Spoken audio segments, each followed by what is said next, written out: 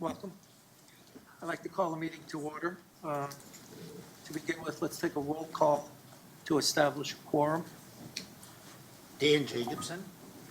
Carrie Ann Farrell Hines. Katrina Salazar. Mary Gia. Sochi Leon. Mark Silverman, George Familat. Michael Savoy. Deirdre Robinson. Okay, we established a quorum. To begin today's meeting, we're going to introduce folks from the Department of Consumer Affairs who are going to take us through a strategic planning strategies. Thank you. Hi, my name is Tricia St. Clair. I'm a strategic planner and facilitator with Solid. I'm Julie Kolashevsky. I'm also a strategic planner and facilitator with Solid. Yeah. All right, so welcome to the California Accountancy Board Strategic Planning Session. So our roles today, Julie and I are just a neutral party. We are not participants in this meeting. We're a neutral party.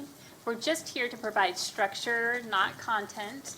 We will be documenting this conversation, so you will see us typing away throughout this meeting. That's because we will be capturing all your comments and then writing up a trend document, which we will then be presenting to Patty for her approval.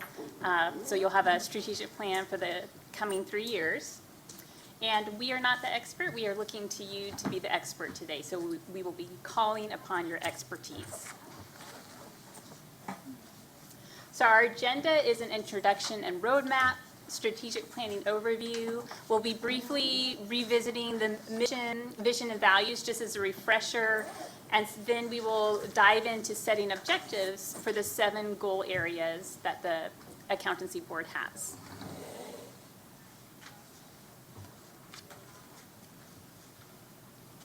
So for your participation today, the meeting is scheduled, or the strategic planning is for 3 hours. So if you can minimize distractions by putting cell phones to vibrate, respect each other's contributions. We hope to hear from everyone today.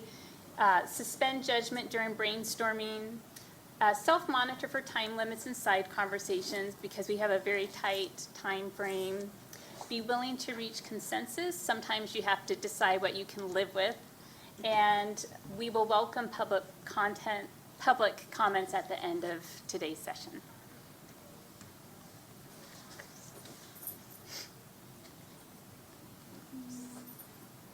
All right.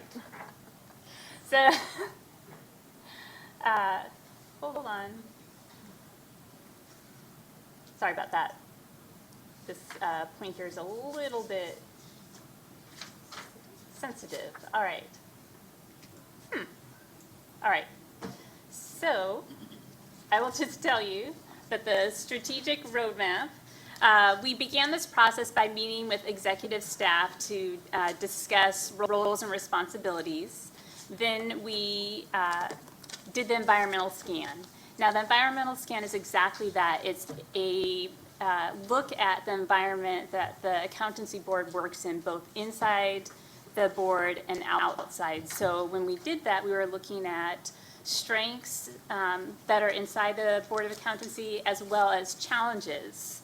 And then we looked out at opportunities and threats. So those are external. So for strengths, we're looking at things like very knowledgeable staff.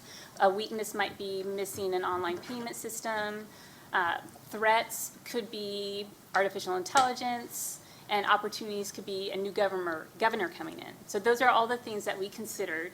We interviewed executive staff and captured their input. We did a focus group with management and captured their input as well. And then we interviewed board members. And then finally we sent out the anonymous survey that was taken by stakeholders to get their input. All of that information we wrote up and categorized into the environmental scan document that was sent to you before this meeting to look at as a reference point for when you come up with objectives for today's meeting. Any questions about that process? All right. So I will let Julie take it from here. So just a refresher, the Board of Accountancy's mission statement says to protect consumers by ensuring only qualified licensees practice public accountancy in accordance with established professional standards. So this is what you do. Keep this in mind as we're developing objectives. And also, we want to just kind of point out that the purview is to protect consumers. That is the ultimate goal. So as we're coming up with objectives, keep that in mind along with your mission statement. And then the vision statement is, where you want to go. And it says all consumers are well informed and receive quality accounting services from licensees they can trust. So that's kind of the guiding principles that we use when we're developing our objectives. And then the values are kind of how we do these things. What do we look to our staff when we're kind of carrying this out, and as board members as we're making decisions. So the current values are ultimately consumer protection, integrity, quality and professionalism, transparency, initiative, respect, accountability, and teamwork. So that is how we're achieving our goals. As far as developing objectives for today, we are on a tight timeline. We only have about 20 minutes per goal area. There's 7 goal areas we're going to be covering and developing these objectives for the next several years. You all should have worksheets that were sent to you, and you can use that as you're kind of going through and developing these objectives to help you break it down between using an action word and then what is it and then how or why. So for each goal area, we're going to give you a few minutes to review the environmental scan for that particular goal. And then we'll kind of work together as a group discussion to determine the objectives that we want to set. So, and we'll give you the page numbers for each goal area as we're kind of going through. And we're trying to develop SMART objectives. So specific, measurable, attainable, time-bound, and realistic. So we only have, 15 to 20 minutes, so we want to be succinct in our thoughts, but we also want to develop objectives that are going to carry us through the next several years that are pertinent to the business that we're trying to do. So just a reminder again, we're always thinking about consumer protection as we're developing our objectives, and we do move forward based on consensus, as Tricia already had stated. So if there's a disagreement, we're going to ask for consensus. If you don't love it but can live with it, we ask that we move forward just for time's sake. Does anybody have any questions before we dive right in? I do. Dan Jacobson, so sorry, but were the worksheets attached to the environmental scans? It's in the blue packet. To the blue packet, thank you, sir. Yes, in the folder right there in front of you. And if you don't find one in there, I've got extra with me. So if you don't find one in there, let me know. I can give you one. Yeah, there should be You got one worksheet per goal area that you can use. And then there's also a worksheet that kind of has just some action verbs that we kind of use as, just to kickstart the brain into thinking like, how do we want to start this objective? Okay? Yes. I might just suggest that it may be helpful to members as they're looking at the environmental scan to also have our prior strategic plan open so that they compare what the prior objectives were under each goal. Yeah, and if there's anything that you have not accomplished and want to carry over that same objective, just let us know and we will notate that instead of, trying to define a whole new objective for something that's already been considered. Any other questions? All right, we're just going to dive in then. There we go. Okay. There we go. All right. So the first goal area is enforcement. Maintain an active, effective, and efficient program to maximize consumer protection. The summary on enforcement in the environmental scan is on pages 8 through 9, and then the raw comments are on pages 23 to 38. So we'll give you about 5 minutes just to quickly review that. Feel free to talk amongst yourselves.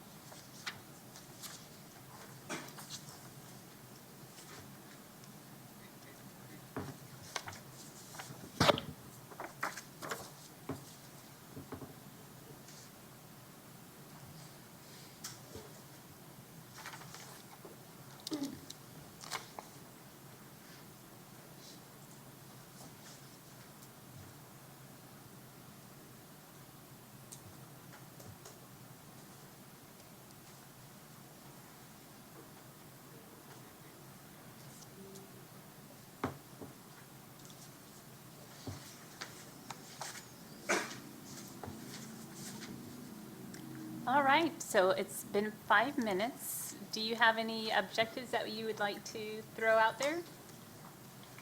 And when we create objectives, we like to start with an action word. So the last page of your objective worksheet has the action words. Then we have the issue or purpose, and then the why behind it. So that's the formula we like to use.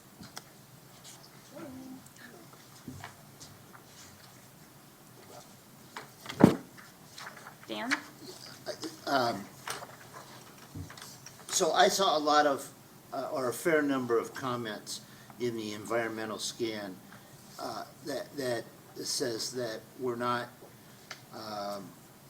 unhappiness with our enforcement against non-licensees. And as I read the statute, it looks like we do have the power to go against non-licensees. I've seen where we go after non-licensees who used to be licensed and whose license has been taken away. But I would suggest and look for comment on improve enforcement as to non-licensees to protect consumers. Yeah. You know what, why don't Dominic, he can share with us. I'd appreciate it. What we do with those folks, just to give you a background before we put something Sorry. to writing.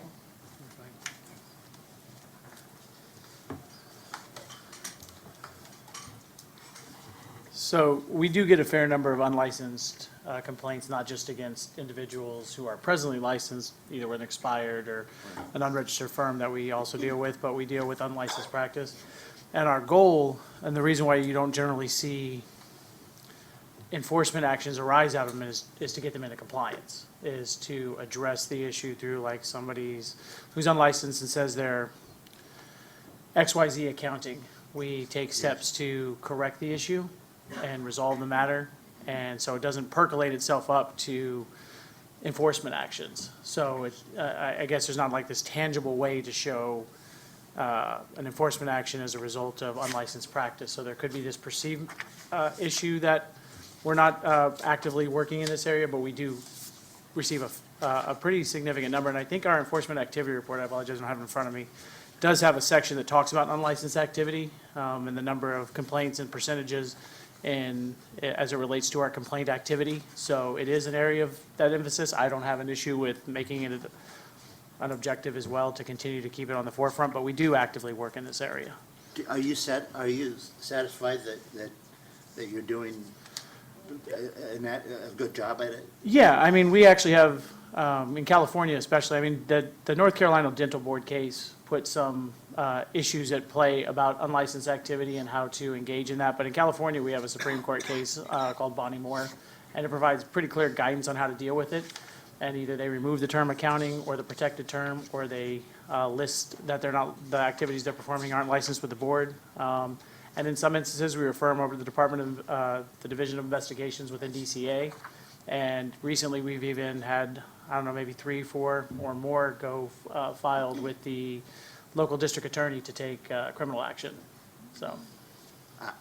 I would, Well, I mean, what I'm hearing maybe is that there's we could improve in our communications about how we serve consumers and our licensees in this area. So maybe a friendly amendment to improve communication of, if it's not enforcement, maybe there's another word. But what is the population that we're dealing with? When we talk about unlicensed, are they once, did they lose their license? Are they doing this work? I'm curious about who these folks are or were, because we know who they're never gonna be. Sorry, Mr. Sway. It's both. We can look at how we categorize them now. Right now, we lump it all together as unlicensed practice, but we can take a look and see about parsing it out between individuals who are licensed CPAs, who have become delinquent, expired, canceled, and continue to use the designation. Although in those instances, we generally will serve to do either a citation or take them to enforcement action.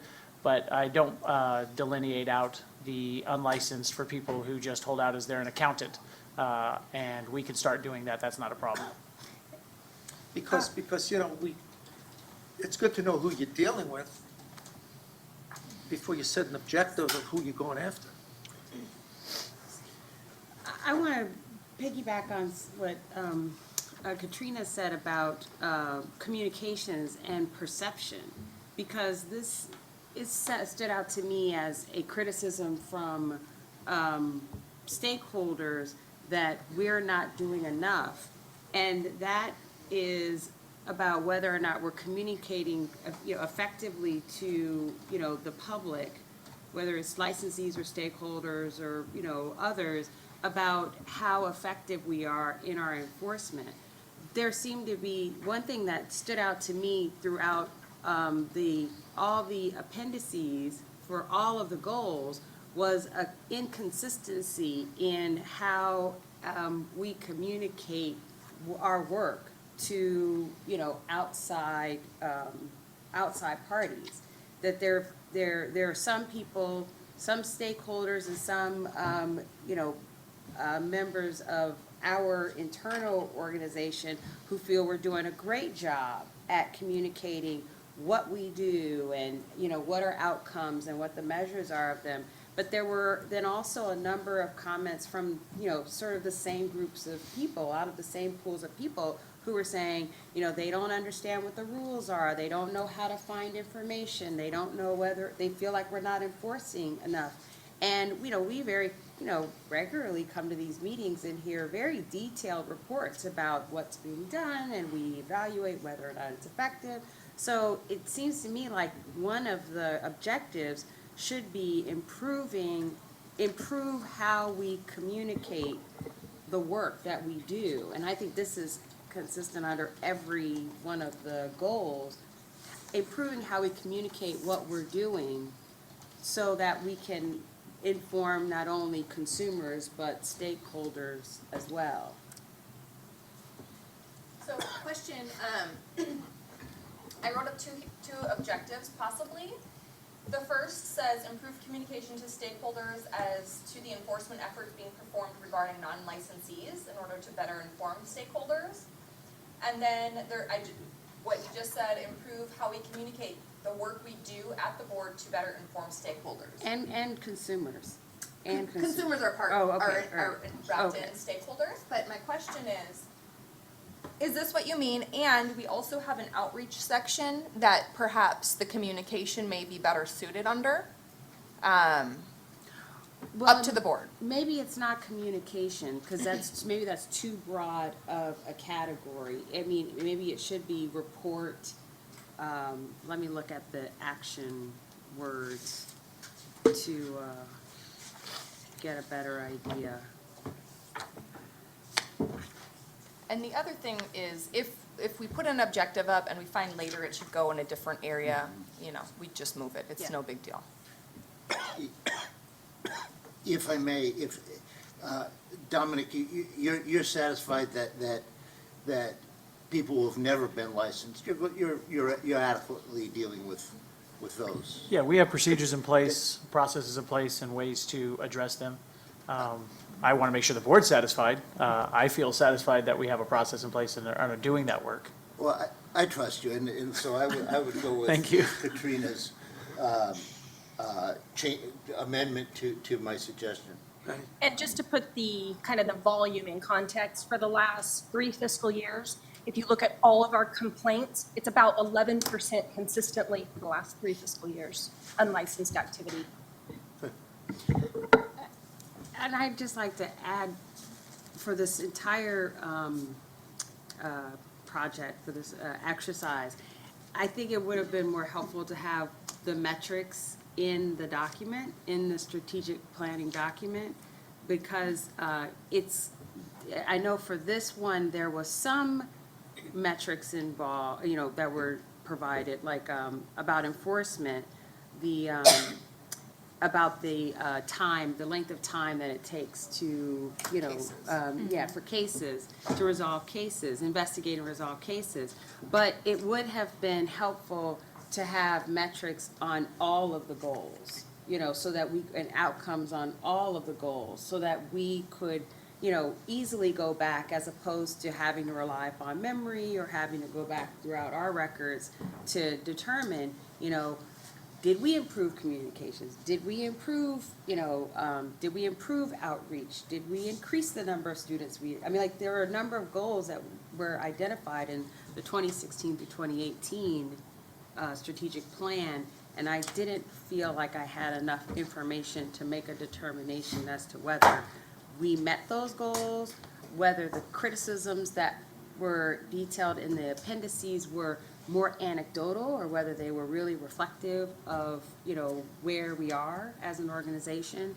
That was a limitation that I found, that's all. So, we generally don't reference the previous strategic plan as we're doing the environmental scan. However, I think Patty had mentioned you have a list of what has been accomplished. If you'd like to go over that really quickly, we can probably incorporate that, if that would be helpful. As we start each goal, I'd be happy to do that. So looking back over the 2016, 2018 objectives, we actually did accomplish all of them, all 5, with the exception on the first one, the number of days to complete formal discipline. If we compare that to the department's performance standard that is established, we haven't met that. That is one, we'll continue to strive to meet, but there are so many factors outside of our control that that's one that we may always be working towards as opposed to actually accomplishing. But the remaining 2, 3, 4, and 5, those were accomplished. Yes, so I'll add something new. As I was looking at this, I was reflecting on the feedback in regards to the case management tools that we use. I'm not a subject matter expert on the tools, but reading the feedback, it says that we use too many spreadsheets, and a more useful case management software is needed. So going back to the first 2 objectives that are around operations and efficiency, either making an amendment to also add acquiring leading technologies to simplify case management, or having it on a standalone basis. The role of case management software or leading technology just to simplify the process that supports the current objectives of reducing time and simplifying.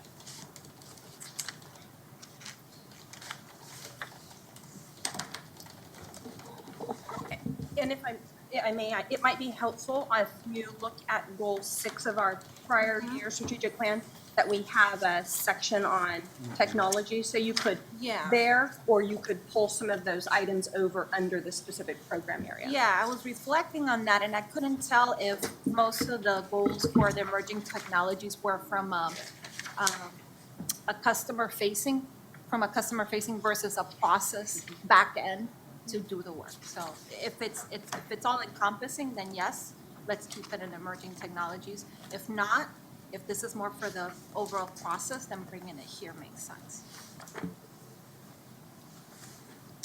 Looking through the goals, a lot of them, although we have accomplished them, my thought is maybe we leave them there because they could be continued processes. I do look at 1.5, and it says establish enforcement best practices and procedures. I would suggest we move that from establishment to monitor enforcement practices and procedures.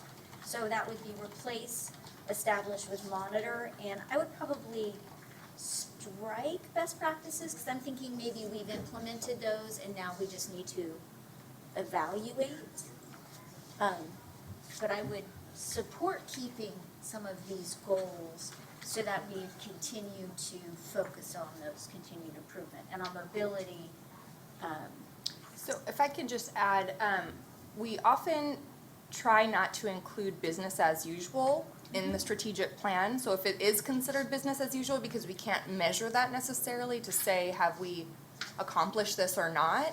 And so when you go, often the strategic plan is used in the sunset hearing process, and so you'd have to kind of have some back to that. So if it is business as usual, we try not to include it. It's totally up to the board, of course, to decide what the objectives are, but I would just suggest that. We can go by one. I think we do need to always continue to strive to reduce our processing time. And I would say you can't take that out. I would say 1.3, we continue to be challenged on workload with the volume of complaints, so. And is that going to be addressed by having only supervisory level positions? Or is it broader than that? 'Cause I was also looking at 1.3 thinking, one, Oh, that's a good point. Right. Staffing, I overlaid staffing as, on it, but that might be more correct. To focus on staffing positions. Patty, do you have a comment Sorry. on this? On the staffing specific to enforcement, that we have accomplished. We didn't necessarily accomplish it through the budget change proposal process. We have other ways to create supervisors, and we have done that through the redirection of staff from other program areas, also through the reclassification. And so in the area of supervisory staff and enforcement, I think that we've accomplished that and we're in a good place. but as we're thinking for the next 2 years, right? Should we still have a staffing objective, thinking about the future workload? I'm just asking. Perhaps a more general one to make sure that we maintain adequate staffing and make it perhaps broad and not specific to supervisory staff. Okay. That may be valuable. Thank you, Patty, I think that makes Thank you. sense. To improve, maintain. I saw a great deal of comments on this. I'm a public member, I'm not an accountant,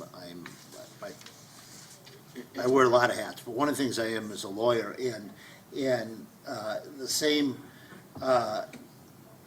criticism comes out in the state bar. Commonly, lawyers say, you're not going after the large firms. And I saw it throughout the environmental scan. I mean,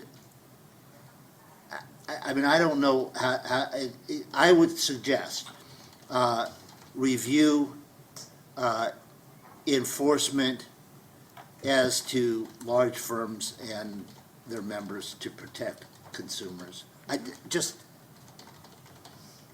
at least informational, and perhaps it's something that needs addressing. Okay. Could we use the action word investigate as opposed to review? Okay. So that would be an objective to, thank you, or investigate or evaluate. I think Dominic has a Yes, comment. Dominic. I'm just waiting for Mr. Savoy, that's all. What do you, Dominic? My only, we do investigate them, so Yeah. just because something doesn't rise, so I would hesitate to maybe use that particular, if you want to evaluate the process or how things rise to the attention of the, when we're dealing with big firms, that's one, but we investigate anything that comes across. I don't mean in the sense of investigate more them, I mean investigate how we do what we do so that it goes then back to the other action of how we report to the public what we're doing. Because if we're saying to the public, you know, X percentage of our enforcement actions actually are taken against large firms, you know, we have to evaluate what we do and how frequently large firms are implicated in our enforcement actions, and then we'd have to turn around and communicate that to the public. Because like I said, a lot of these, they feel like perception issues. The stakeholders or licensees, consumers feel like we're not doing enough. And it may be, we are doing enough, they just don't know what we're doing. Or it may be that we're not actually doing enough. But I don't feel like we're not necessarily in a position to say definitively to the public or to the stakeholders that we are not doing enough, you know. The term investigated, just when you're in the enforcement section, you say the word investigate. Yeah. Yes, It's a little I bit more charged, understand. so. In light of that, if you wouldn't mind, I would like to revert to review, so that it's very understandable that we're just checking over Okay. what in fact is happening. Okay. So generally, when we create objectives for each goal area, we look to create at least 3 to 6. So let's review what we have so far. Just go back one. All right, so we have the action is, yeah, we might remove one of them. So improve communication to stakeholders as to the enforcement efforts being performed regarding non-licensees to better inform stakeholders. Then we have improve how we communicate the work we do at the board to better inform stakeholders. Maintain adequate staffing, and then the benefit to that, what benefit we're looking for. So we have maintain adequate staffing. It would be, yeah, to maintain efficiency. To maintain case efficiency. management. Okay, so maintain adequate staffing to stay efficient with case management. Yeah. Okay. We have acquire leading technologies to assist with case management and simplify the process in order to reduce time frame to complete cases. We have strive to reduce caseload processing time to protect consumers. And then we have review our enforcement process as to large firms and their members to protect consumers. Does that sound good? All right, so our next, I oh, guess I sorry. do have one. We're talking about reviewing our processes, which I guess I question as a board member that I feel we have. Are we really talking about our readiness? I mean, we're talking about strategic plans. Are we strategically ready on a staffing and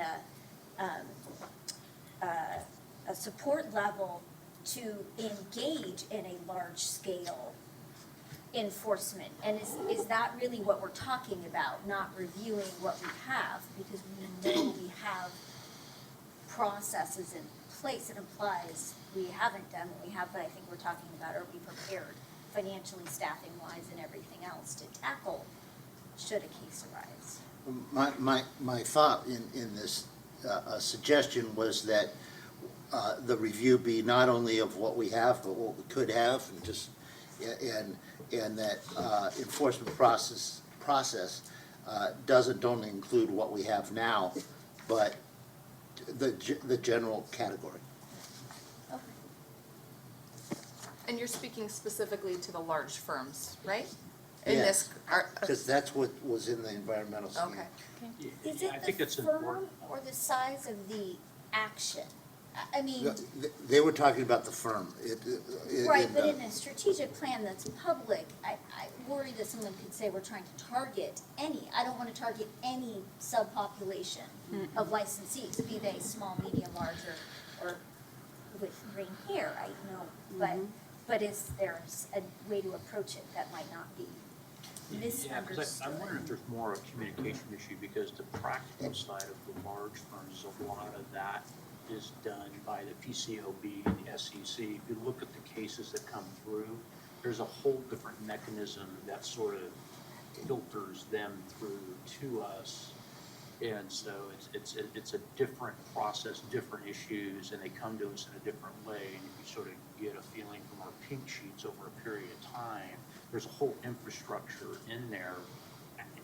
I read the comment differently, and I don't disagree with the general concept here, but I read it more as that we're, again, similar to before, we're not communicating sort of how that's done and how it's managed effectively to our stakeholders. People don't necessarily understand that a lot of the larger firm issues really are being sort of, it's a joint effort with some of these other bodies that sort of are regulated, are regulatory bodies that sort of have a stakeholder view and enforcement as well. Not only that, they may take care of it themselves, and so that never arises to anyone else, but or to any governing body. But I do think that a review, which may well be followed by appropriate communications, I just think a lot of people, what I read is that a lot of people have the perception that large firms are not, there's not enforcement against large firms. And so I'd like to see if there is, and if there is through these other governing bodies or through themselves and through us, I'd like it communicated. I think that's all review is a big word. It's only 7 letters, but, or 7 or 6, something like that. But I think it's a large word. Yes, Mark? Mr. President, if the group insists on using large firms, I would suggest use the word firms of various sizes. I think it's entirely inappropriate to put large firms in a strategic plan. I think Katrina's right. It's targeting a subset of the population, and it's inappropriate. I agree. Okay. All right, so now it's been changed to review our enforcement process as to firms of various sizes and their members to protect consumers. And then I added in Oh. and communicate findings. Oh, and But I communicate don't know. findings to stakeholders to protect consumers. That's a maybe. Do you want to, I just added that. I would keep it, right? Because I think there's a lack of awareness Okay. on the Sure. process, so let's communicate That's whatever fine. it is. I'm even further uncomfortable with this even being a objective out of a strategic plan, because if we're, I mean, again, I shared Katrina's concern about the appearance of it looking like we're targeting a specific subset and based upon some anecdotal information. If we don't even know whether or not we are not regulating big firms or larger firms or firms of, we don't know how effectively we're regulating firms of various sizes. And I think that's requires a larger evaluation for us to really say, this is an issue that we have that needs to have resources dedicated to address it. That's what I suggest. But you're talking about a perception. I've been on the board almost 8 years, and there has been a spatter of larger firms and medium-sized firms that have come before us in all instances. And as George points out, a lot of them do come through the PCAOB and the SEC specifically because the larger firms handle the larger clients that are involved with the SEC and the PCAOB. So we can't appear and answer back a perception issue with, it looks like we're going after any particular subset of an accounting firm. If accountants are doing bad things, it will come before us and we will seek investigation and discipline. So, let's not respond to somebody that thinks we're not handling all of the 106,000 CPAs or CPA firms within California, because I think we are. From what I read of the methodology of the environmental scan, it's not anecdotal. There was statistical analysis in what we had. So I'd like to keep it, but keep it as Mark and Katrina's comments suggested ought to be modified so that it's not the perception, whether the perception is based on reality or based on something else, the perception is pervasive in the environmental scan. I was wondering if you might want to change it to something like develop metrics to determine the types of investigations that go on. And that way, when the next strategic plan, there won't be a question of, oh, have we investigated big firms? We would know exactly, oh, this is how many of this type of investigation we did, and maybe that'll be an outpouring of coming up with that management system. Well, can we change this to licensees and non-licensees? I think we need to go back and look at the guidelines to developing objectives, which is at the beginning of the worksheets. And for each one of these, I think we need to evaluate each one according to this MARS or SMART, methodology. Whether or not each of these objectives is measurable, action-oriented, realistic, specific, and what's the timing of it. I think each one of them should be evaluated, and if I'm looking at just the specific one, because it's on the screen right now, but I think the others are susceptible to this, I have questions about whether or not, what the measurables would be, how you would define what the measurables are, if it's realistic to be able to attain the measurables based upon the resources that our board has, that our organization has. Is it specific enough that what we're trying to do and accomplish? I mean, and what's the timing of it? That's not on this objectives measurement list, but what's the timing of it? Are we talking about conducting a 2 to 4 year evaluation of all of the enforcement actions that we've had? Are we talking about, just an overview for 12 months of everything? Like, it's not, none of these are really defined enough to me to feel like they are objectives that we should, adopt at this point in time. I'm uncomfortable about sort of, how we would do this, like how we would accomplish this. It just seems to me that the objectives are just that, they're large. And the more specifics about how to achieve the objectives the board can monitor, but staff can, would be probably the appropriate place to implement that sort of thing. But we did it in 2016. Well, so what we generally do is we create the objectives, and then after the objectives are adopted by the board, then we delineate down with action planning, which is held with staff and the managers, as to define what are the steps that we need to take in order to achieve this goal, and when are we going to do it? So are we gonna do it in Q1 of this year? Is this gonna be something we start next year? And when are we gonna finish it by? So a lot of that specifics as far as how we're going to accomplish the goals comes through during action planning. But the objective does need to be something that is actionable, something we can create, a timeline for at some point. I don't wanna rush, but we are Yeah. going on Right. 45 minutes on this first goal area. We have 6 more to get through, so. Right. Right. I just wanna maybe go through and clarify these one more time and see if we can come up with something different, and then maybe we can come back to it at the end if we wanna further, speak to these. Sounds good. Patty? Might I just offer on this last one, and not to persuade you to remove it, but, and I am dating myself, but some 15 years ago or so, we used to have a lot of detail regarding the size of firms that we investigate. There was specific information where we even categorized big firm investigations. We put a lot of information out regarding the steps we take in our investigation, and we intentionally eliminated all that. One, it was perceived as we were targeting certain groups more than others, and so we moved to messaging that each investigation is evaluated on its merits, case by case, and there's no category that gets special or different attention.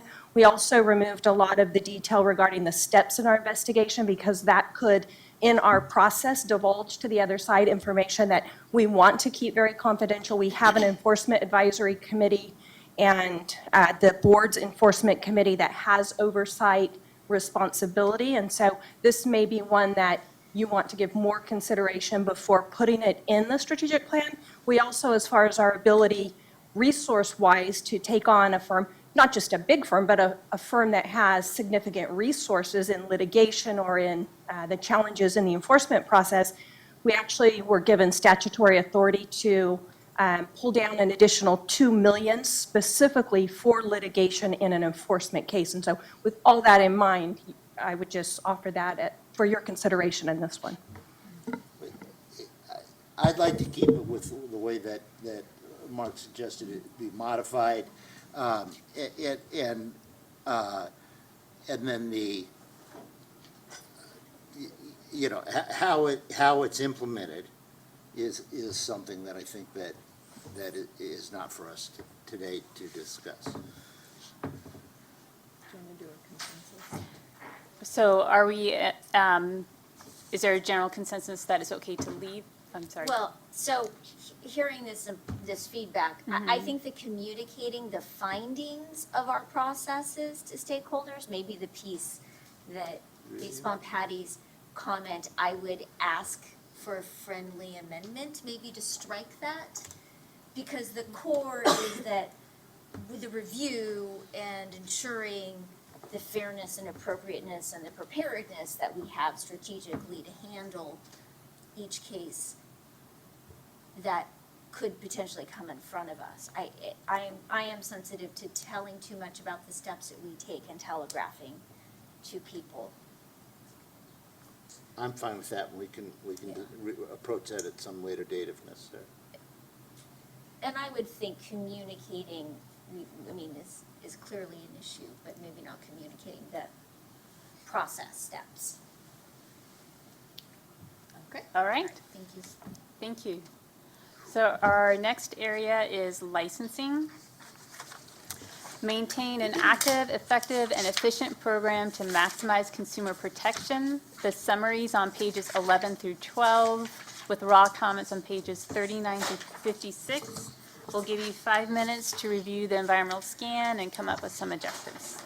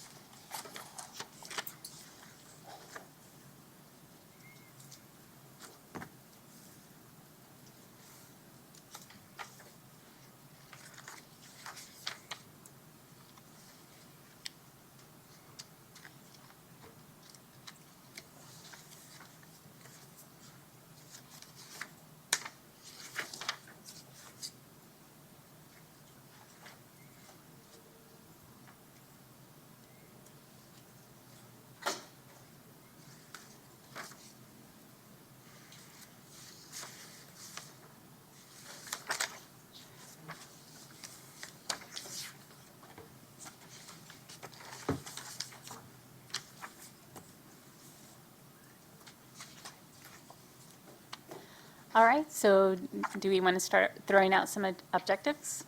Can we start with the last strategic goal, Patty, and where we are in those two objectives? Sure. Absolutely. The first objective, reviewing our requirements for any evolving educational methodologies. We do that as a standard business practice. If there was something that occurred within the university system, that would be that was inconsistent with our rules or regulations, that would be something we would automatically pursue to resolve if it were appropriate. Item 2, which is ensure adequate resources, I would say that has not been accomplished, and we should definitely keep that as a priority. Yeah, and I think the first one should be there because of nano learning and other forms of learning that are constantly evolving. So we need to stay on that as well. So you can add to those two.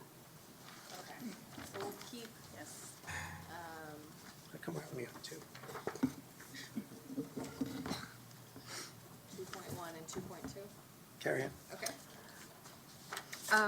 It seemed like there were a lot of comments about the fact that details and information is not on the website, that more people would like more information on the website. So one objective I would suggest is expand the website to include more information about expectations, about how licensees can meet those expectations, can meet the rules on the website. And that would be to improve the stakeholders' experience with the board, or relationship with the board, or ability to provide effective services. I mean, I think you can fulfill a number of goals. Just to build upon that, given the work that I do, sometimes it's not that there's a lack of information, right? When you say expand, and I don't know the depth that we have it, but sometimes it's just people can't find it. So just reviewing the usability or the customer journey so that people can find it like a click or two away instead of having to mind it, instead of just going right away and saying, create more content when there might be a lot of content, just people are not finding it. Okay.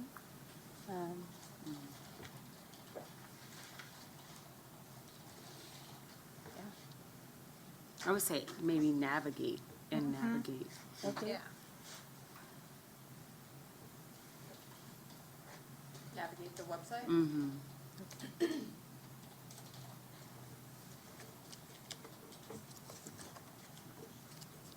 So would you want 2 objectives, or do you want to choose one or the other, or do we need them both? Or some I would say for sure review, expand. I don't know the depth of the information there. So I'd leave it for the rest of the team. Absolutely, and this is something we're currently looking at. So I would say we have sufficient information on our website as far as volume. It's how it's displayed, its readability, it's very governmental, it's too long, and that's something that we're embarking on now. We're taking, a handbook that has 60 pages, every detail you possibly would want to know, but we know people won't read a 50-page handbook, and so we're actually in that process. And so I would say if you could focus the objective on providing more clear, concise, and usable information on the website, that definitely would be something we would benefit from. Do you think that captures it? The objective?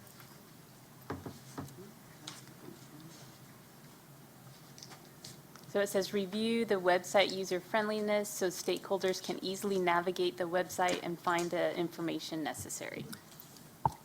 I think Patty's bringing up a different point, which is how So- the content is. So locating it is very simple. We have a 2-click process, so it's not a matter of being unable to locate it or find it. Okay. It's easily found. It's a difficult read. And so it's really improving the content and Okay. readability of what we have.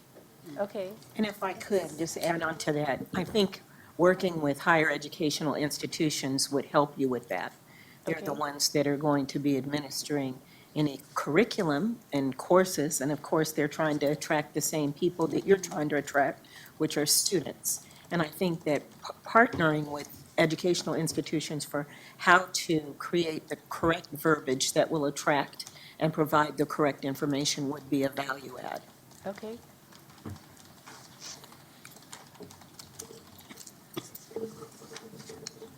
So we've got partner with higher education institutions to identify how to create the correct information so stakeholders can easily navigate the website. Correct. Okay. Katrina. Because, and it would align with what they're doing anyway. So, It should Okay, so with the when, crosshairs on it. So Deidre said one of my favorite words, which was students. So here's a twist, maybe it's a different objective, maybe it doesn't belong here, maybe it's another way of saying what you're saying.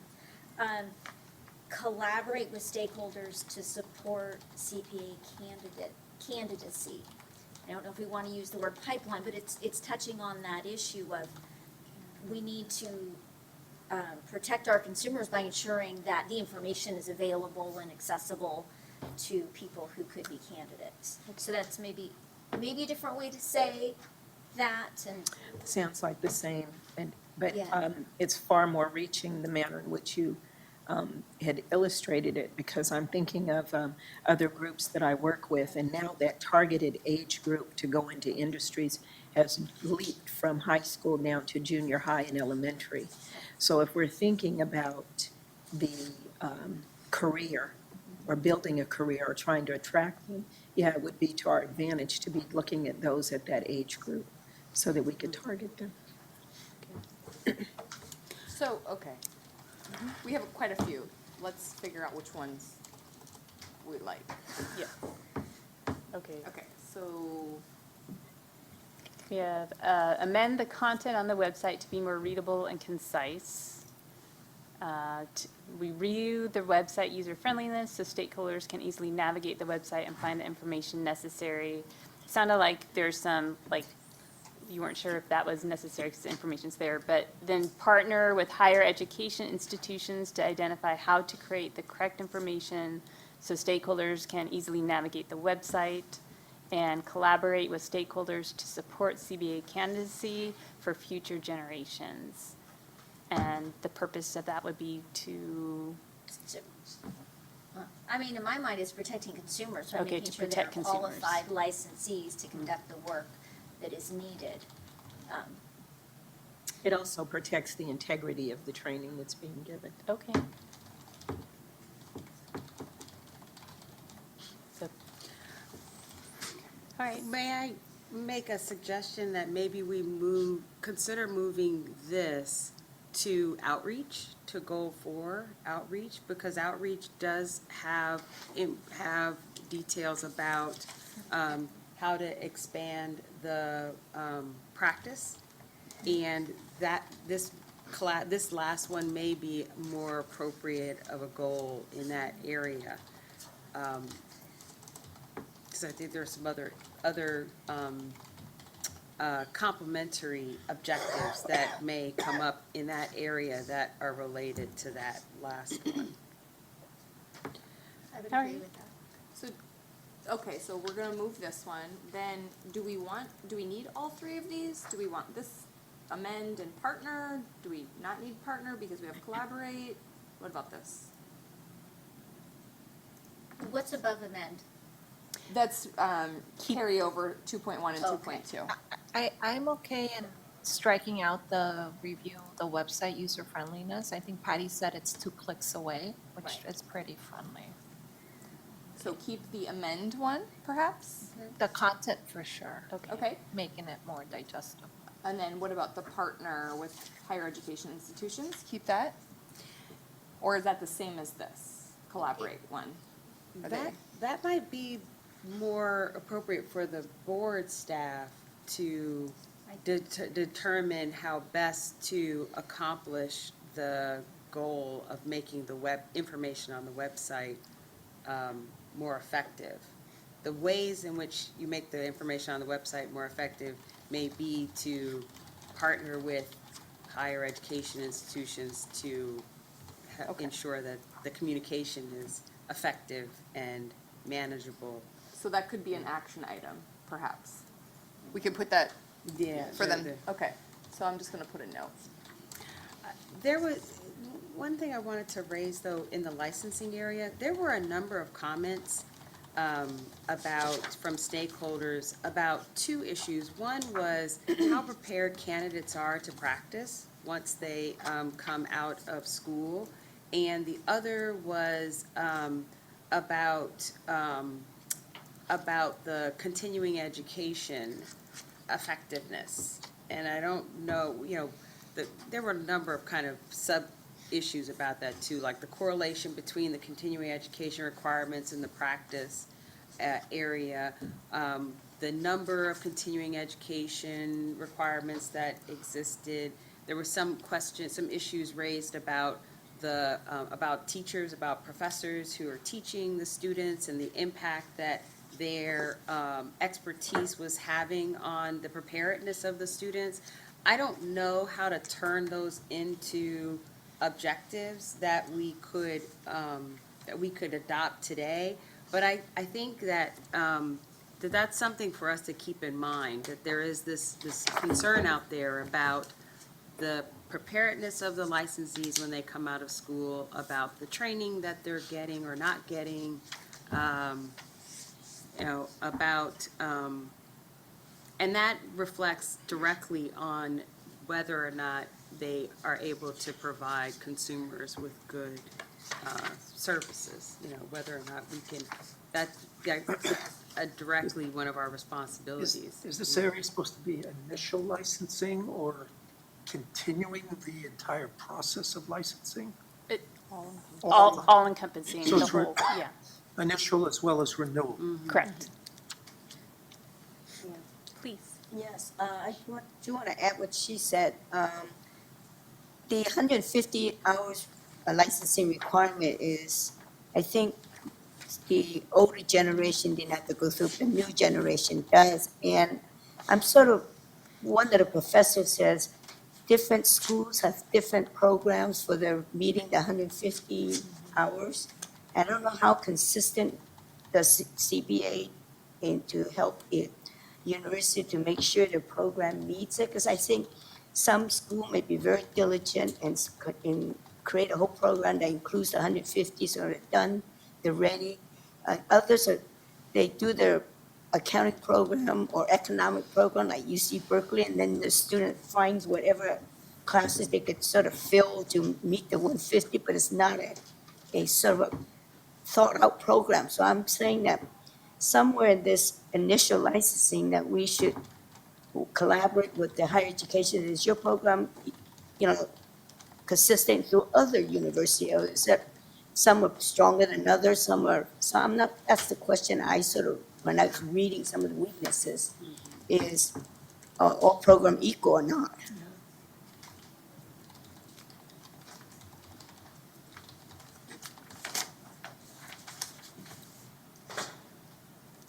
So I just made something up. You let me know what you think. Right. If that's on the spectrum of what you're talking about or not. I mean, when we went to the 150, it was this hallowed 30 hours. And we have very strong literature and objectives of what those 30 hours should entail. And I think it's broad throughout the entire United States, because we were only addressing California universities, and a lot of them came before us at that time. I know USC was here, amongst other institutions. Was it Fullerton that showed up? And so a bunch of the ones within California came to us for guidance. But there's some literature specifically, I don't know how that's monitored throughout the entire United States, but when it comes to getting a California license, you better prescribe to what we've put forth in those hallowed 30. So it's out there. I don't think we've gone back to test universities throughout the United States, but we sure enough test the students that are applying for a license. Good to know. Quick comment for the benefit of our new board member. My name is Ileana Butu, I'm the board's attorney. And the rest of the board members probably know this already, but the board doesn't approve schools or the curriculum. Some boards do that, but this board is not one of them. So I just wanted to let you know. Is that something that should be considered? Why is it that this board does not and others do? That is a question I will have to look into. So I'm just, so the question is that something that our board should be doing? So maybe it's just a question. Only Should we if- be concerned about the education? I know the state of California has requirements for those institutions that hold classes, even if they're in an online setting. They have responsibilities as to curriculum, but it's kind of interesting to me to be talking about the Board of Accountancy and we have no play or stake in that game. Yeah, analogizing to, like, the practice of law, law schools have to be accredited, and not just accredited from a curriculum but from a qualitative standpoint. And of course, accounting, schools that are offering degrees in accounting are accredited under a variety of academic, accrediting bodies, but that there's not a element of, responsibility that our board has in that process. I don't know whether we do, I'm assuming that we don't, but if we I'm don't assuming that have we don't some, either, if we're 'cause I not don't. considered a stakeholder in that accreditation process, maybe that's something for us to look at. Because I go back to, there were a number of comments and concerns about not only the attractiveness of accounting as a career path and how do we, increase the attractiveness, but then also how prepared our students when, our prospective licensees, once they finish school, what needs to be done to ensure that they're able to properly and effectively practice accounting. I mean, there's a lot of issues at play there, and maybe going to the academic, where the learning component might be a place to address a lot of these licensing issues, I don't, that's why I said it's a bigger, objective than I think we have time to get into today, but. What if you just research the feasibility of doing this? Of doing So what? isn't Of this, accrediting school, it- of the board accrediting schools and approving curriculum? if we're keeping 2.1, is this encompassed within 2.1? And although we don't want to do business as usual, are we talking about an action that falls under 2.1? Because there are changes, and it says review and amend licensing requirements. No, maybe that would be licensing and regulatory requirements, if, maybe that's both? Why don't you ask Gina to come up and tell us what they look at in terms of educational requirements I did not for mean, anybody that comes before the board for their initial license. I did not mean to open a can of worms. It and- was already open. If you're in the room, you gotta be ready. Okay. It is a strategic planning session, yeah. Just to make you feel better, some boards do, some boards don't, and I don't want to even say it's an even split, because most of my clients do not approve schools and do not approve programs. Yes, Penny. And I might just, before Gina goes to an explanation of the review, specifically to how we review transcripts, I would just also share with the board that our population of applicants very diverse. So we are licensing individuals who receive education throughout the United States from any accredited college, as well as foreign education. There's mechanisms in place to verify that the foreign education is equivalent to U.S. education, but just something to keep in mind as we consider the idea of California pre-approving a curriculum or a school, that would be pre-approving a curriculum or a school throughout the United States, or eliminating the opportunity for individuals who were educated outside of California to obtain a California CPA license. It would also have implications into mobility, where licensees from other states, as long as they're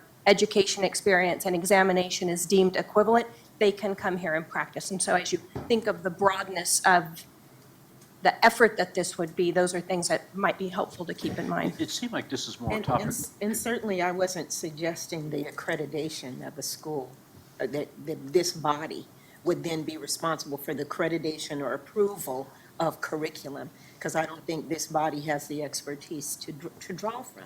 However, I do think that the higher education bodies have already identified themselves as being stakeholders in those particular industries, and certainly that their expertise would be needed in developing any type of scope or access to curriculum, or how we're describing it in any manner in this environment. I think it would work.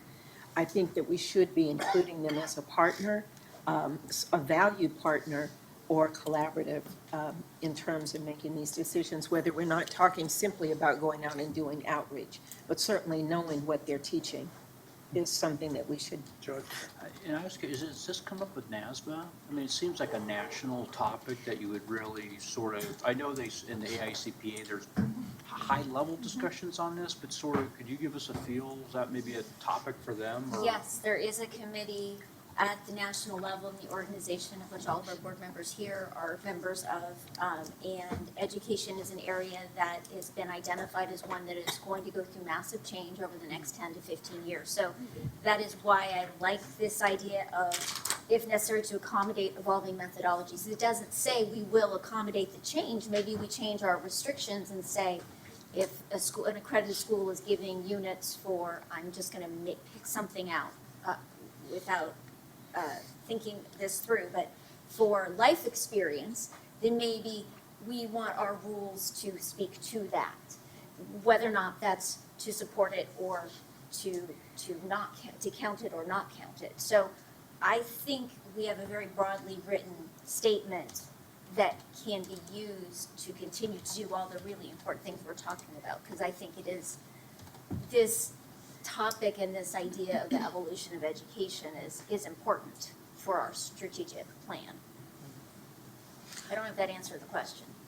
Yeah, I mean, I think it sounds like we should be part of that and sort of either give guidance or ask for guidance in part of their national agenda to look at these types of issues from a county or board perspective. And I'm gonna say our national agenda, because we're one of the largest group of CPAs in the nation. So, it is part That's a good of perspective. us to have that say.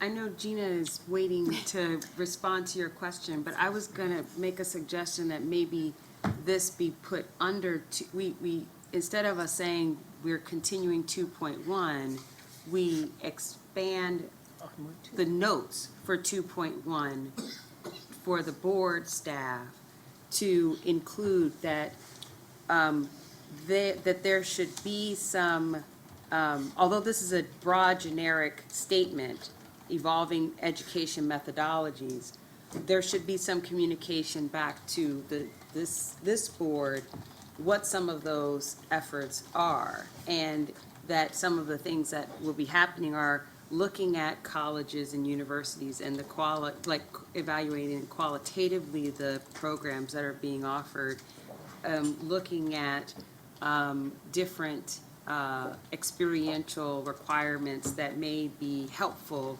to implement to ensure, to ensure that licensees are prepared to safely and effectively represent consumers. Like, these could all be things that don't necessarily need to be objectives we identify, but that the board staff can work with the board to identify, specific action items. And just going along with George and Katrina, this is something currently being done at a national level. And we are the largest constituency of 55 jurisdictions. So we will be heard Yeah. on this, and we will be involved. So this is an evolution. Well, it's articulating what we want to have happen. I mean, that's what we're, the action items are articulating what we think should happen as the largest body in the nation, governmental licensing body. And I also think to what you just said, the things that were coming in mind is that it's a two-way street. So we're not only looking to provide guidance, but also to receive guidance. So either way, it's a win-win. I think you're excused, Gina. So, You're welcome. Let's move so on. the one question is, 2.1, continue that, but you had mentioned, saying licensing and regulatory requirements. Do you want to add that regulatory requirements piece, or leave it as it is? And then I have a note down here, what we were just talking about for the staff to communicate back to the board and what the methodologies are, et cetera. That's, I guess I would ask Ileana if she has a comment. I mean, if licensing is adequate, I mean, it seems like if there's a licensing concern and it had a regulatory action item that was needed, then, so we don't really need to say regulatory in there. Can we strike that? Yes, I agree with Katrina. May you make a wonderful comment. Okay, so we're gonna, Undo. My favorite button. okay. I also realized I should be sitting on the other side of the table. See what's going on. So, we really should move on. Yep. But let's, what do we have? Yeah, take a quick look. So we're keeping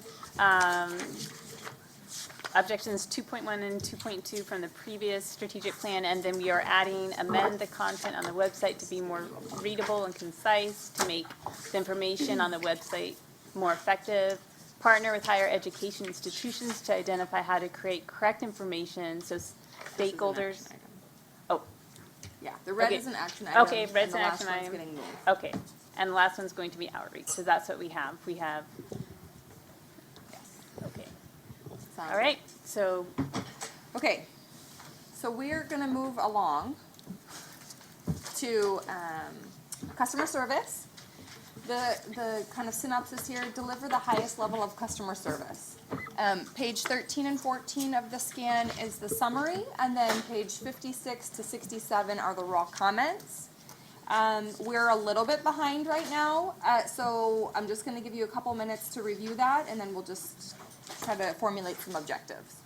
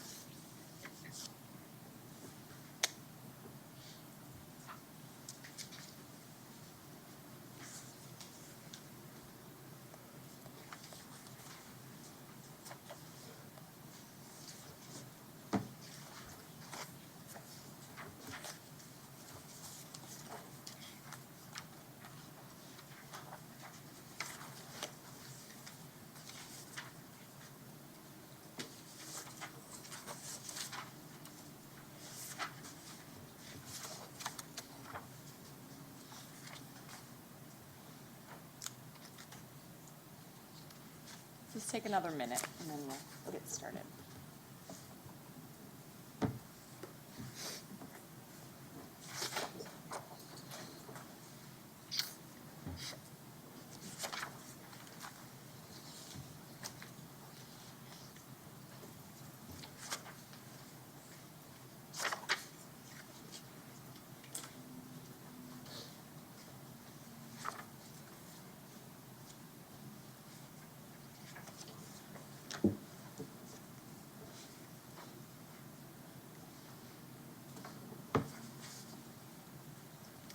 Okay, Patty, do you want to just speak to the two objectives from the last strategic plan?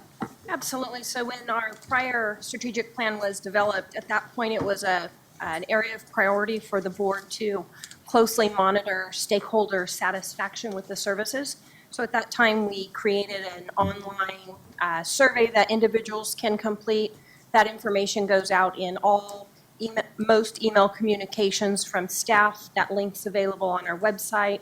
We also provide that in various forms of communication, our update publications, other materials. So we do monitor the feedback on a regular basis and take action accordingly to address any issues. We summarize that information and provide that annually in the board's annual report.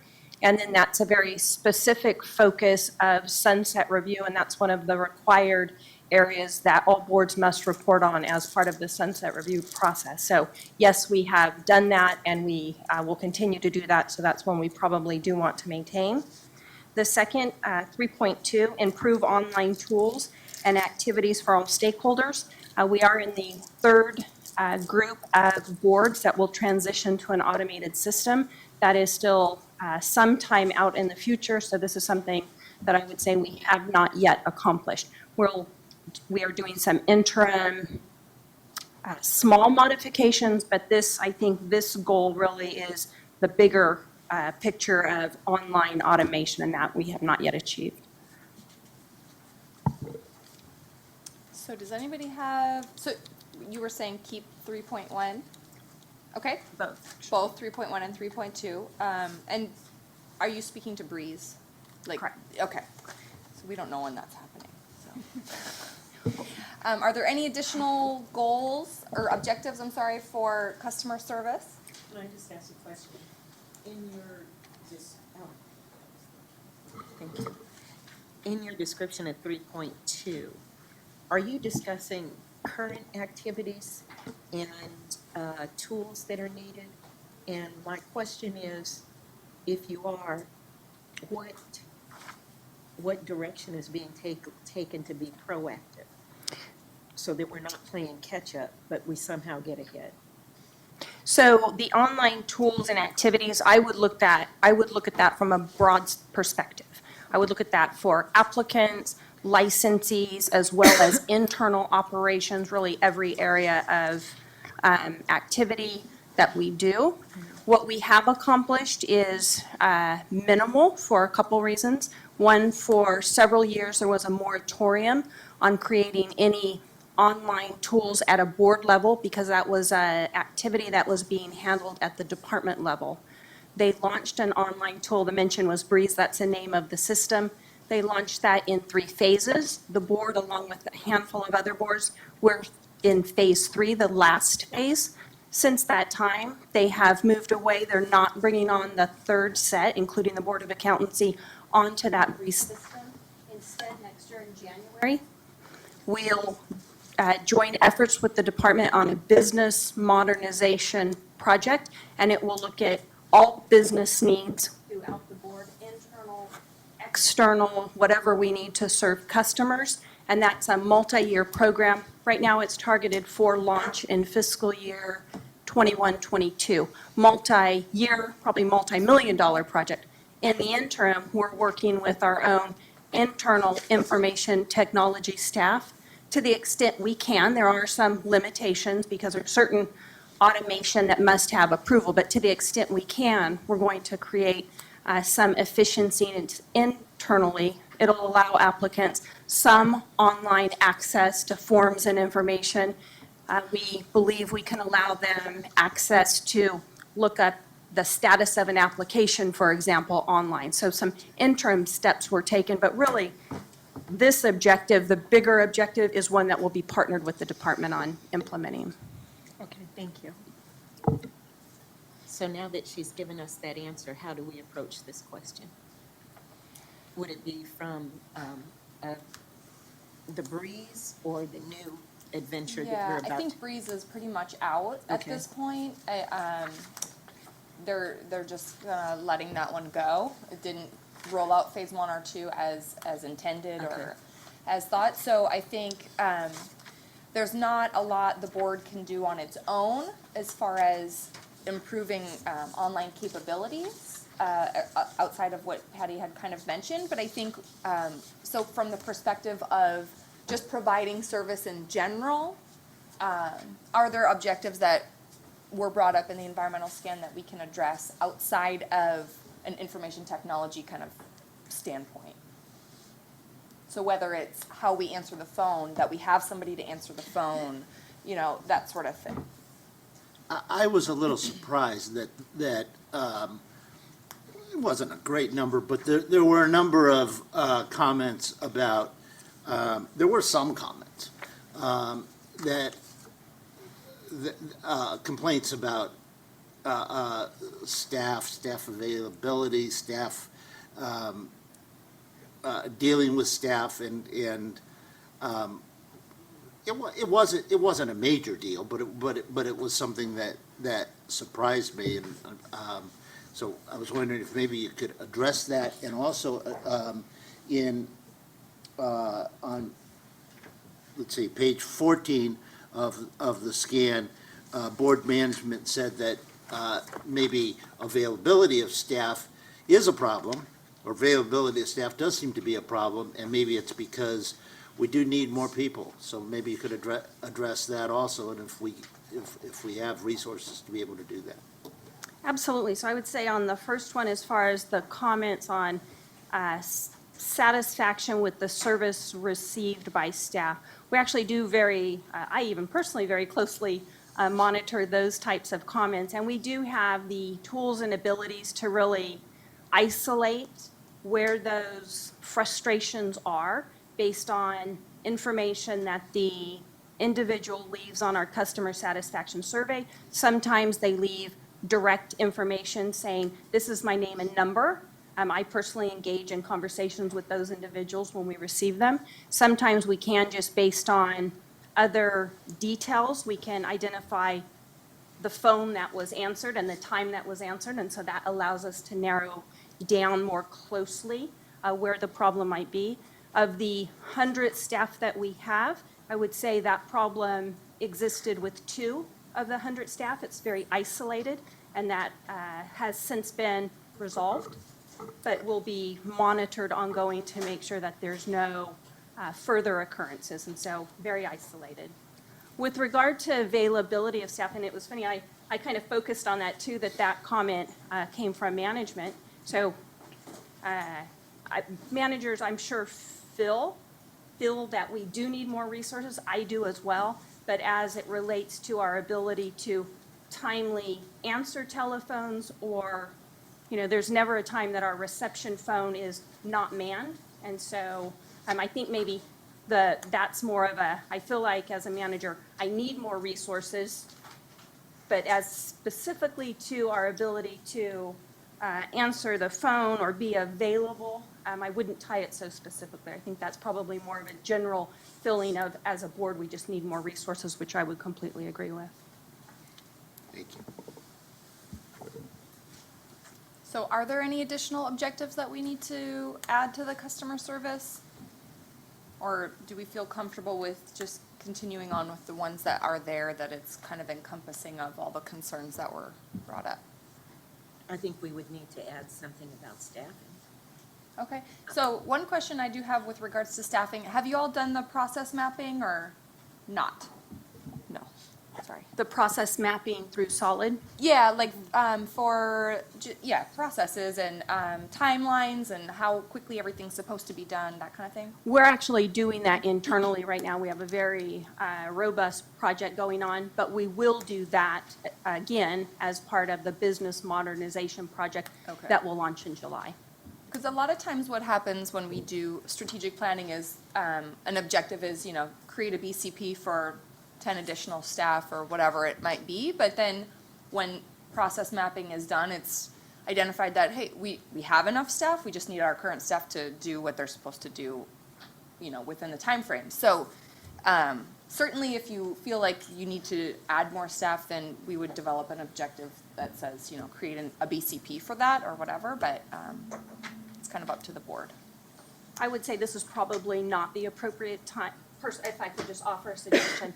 This is right now, we're in the budget timeframe for BCPs. A lot of that detail until such time as decisions are made isn't information I could openly share. It's at this point confidential, but I would say we're well on our way in that process. And then the more detailed business mapping will occur in July when we begin the business modernization project. But one of the things we're ensuring before we launch that project is that we have adequate resources to successfully implement an automated project.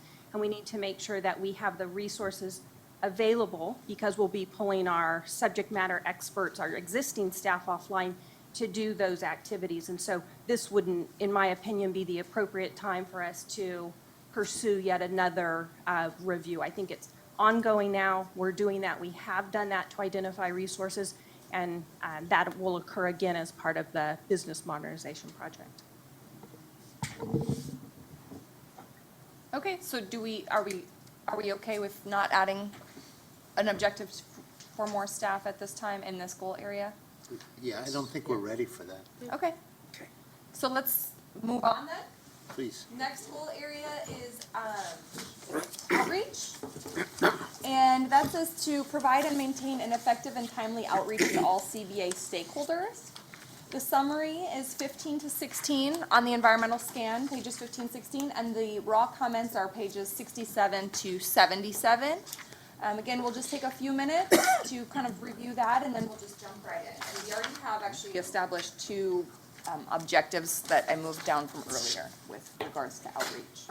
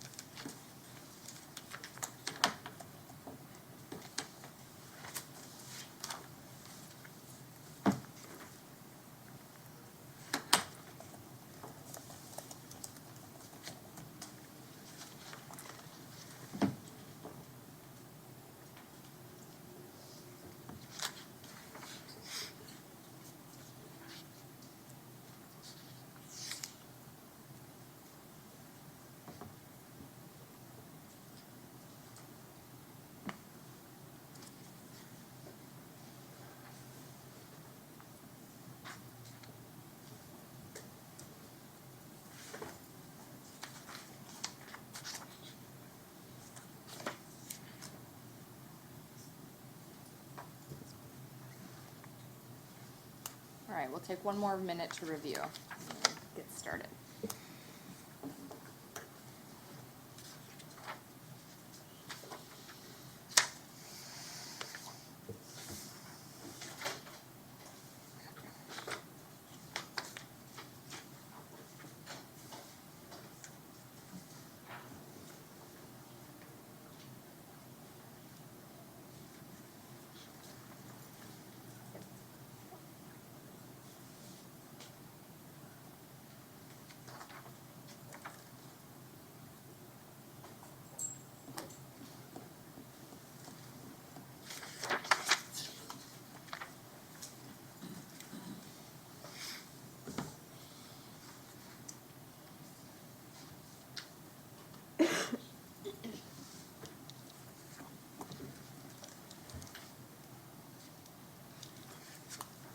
Okay, Patty, did you want to review the previous goals? Absolutely. So item 1, to expand our partnerships with outside professional organizations.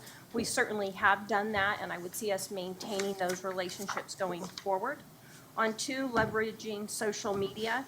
We have done that as well, and again, I would see that an area that we would continue to do going forward. Item 3, to educate licensees on common violations.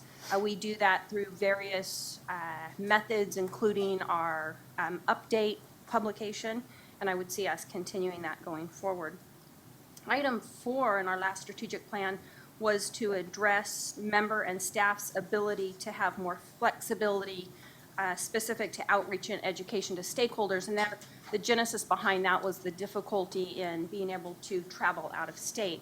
So we have successfully accomplished that through partnering and good relationships with agency and with the governor's office, and we've been very successful in traveling.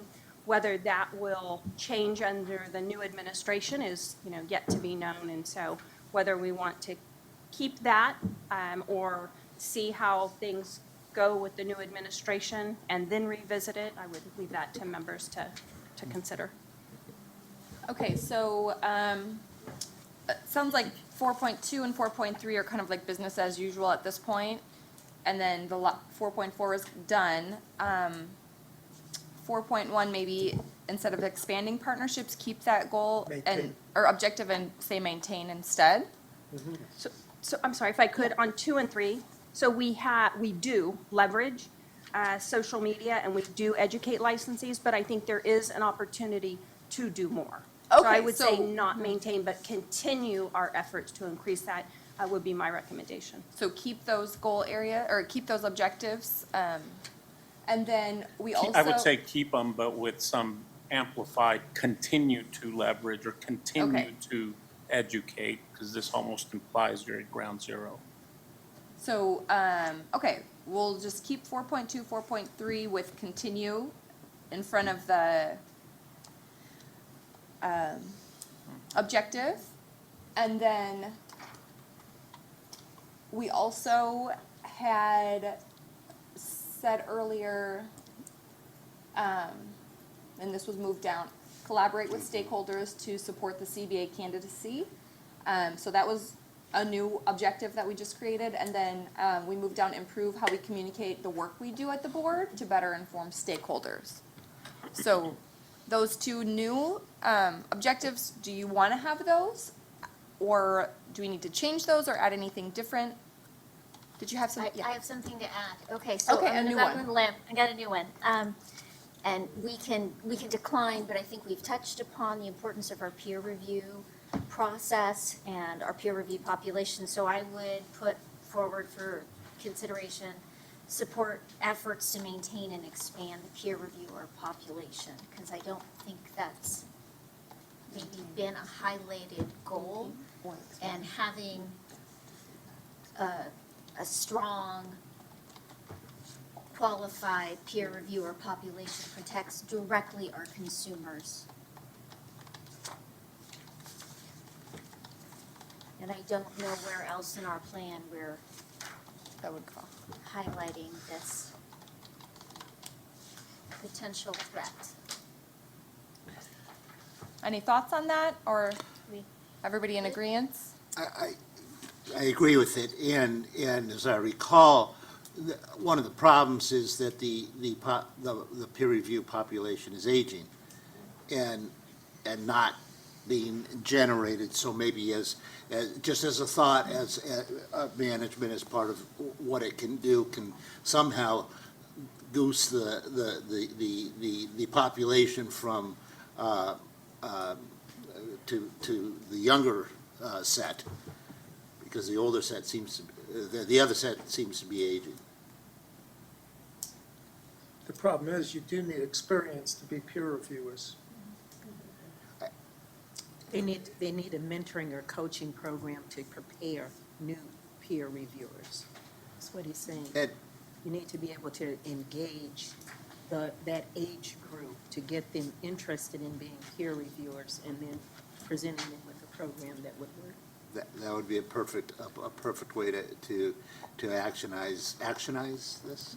I don't know. I like that word. Actionable? Actionize, yeah. You know what? Call Webster's, we're gonna add this. Make it worse. I guess,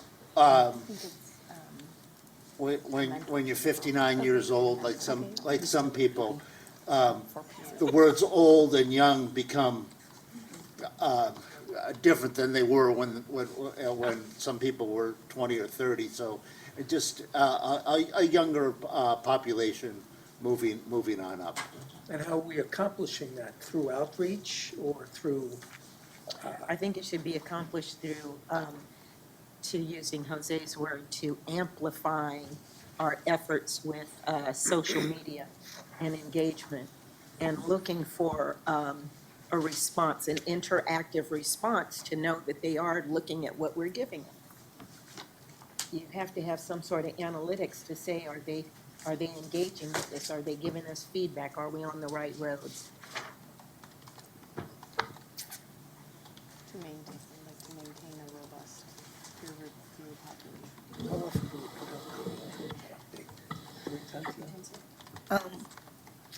One of the question I was asking is, are we partnering or engaging with accounting firms to maybe promote or encourage some of their members to join the peer review program? So that they're a great source. There's a lot of them do a lot of auditing.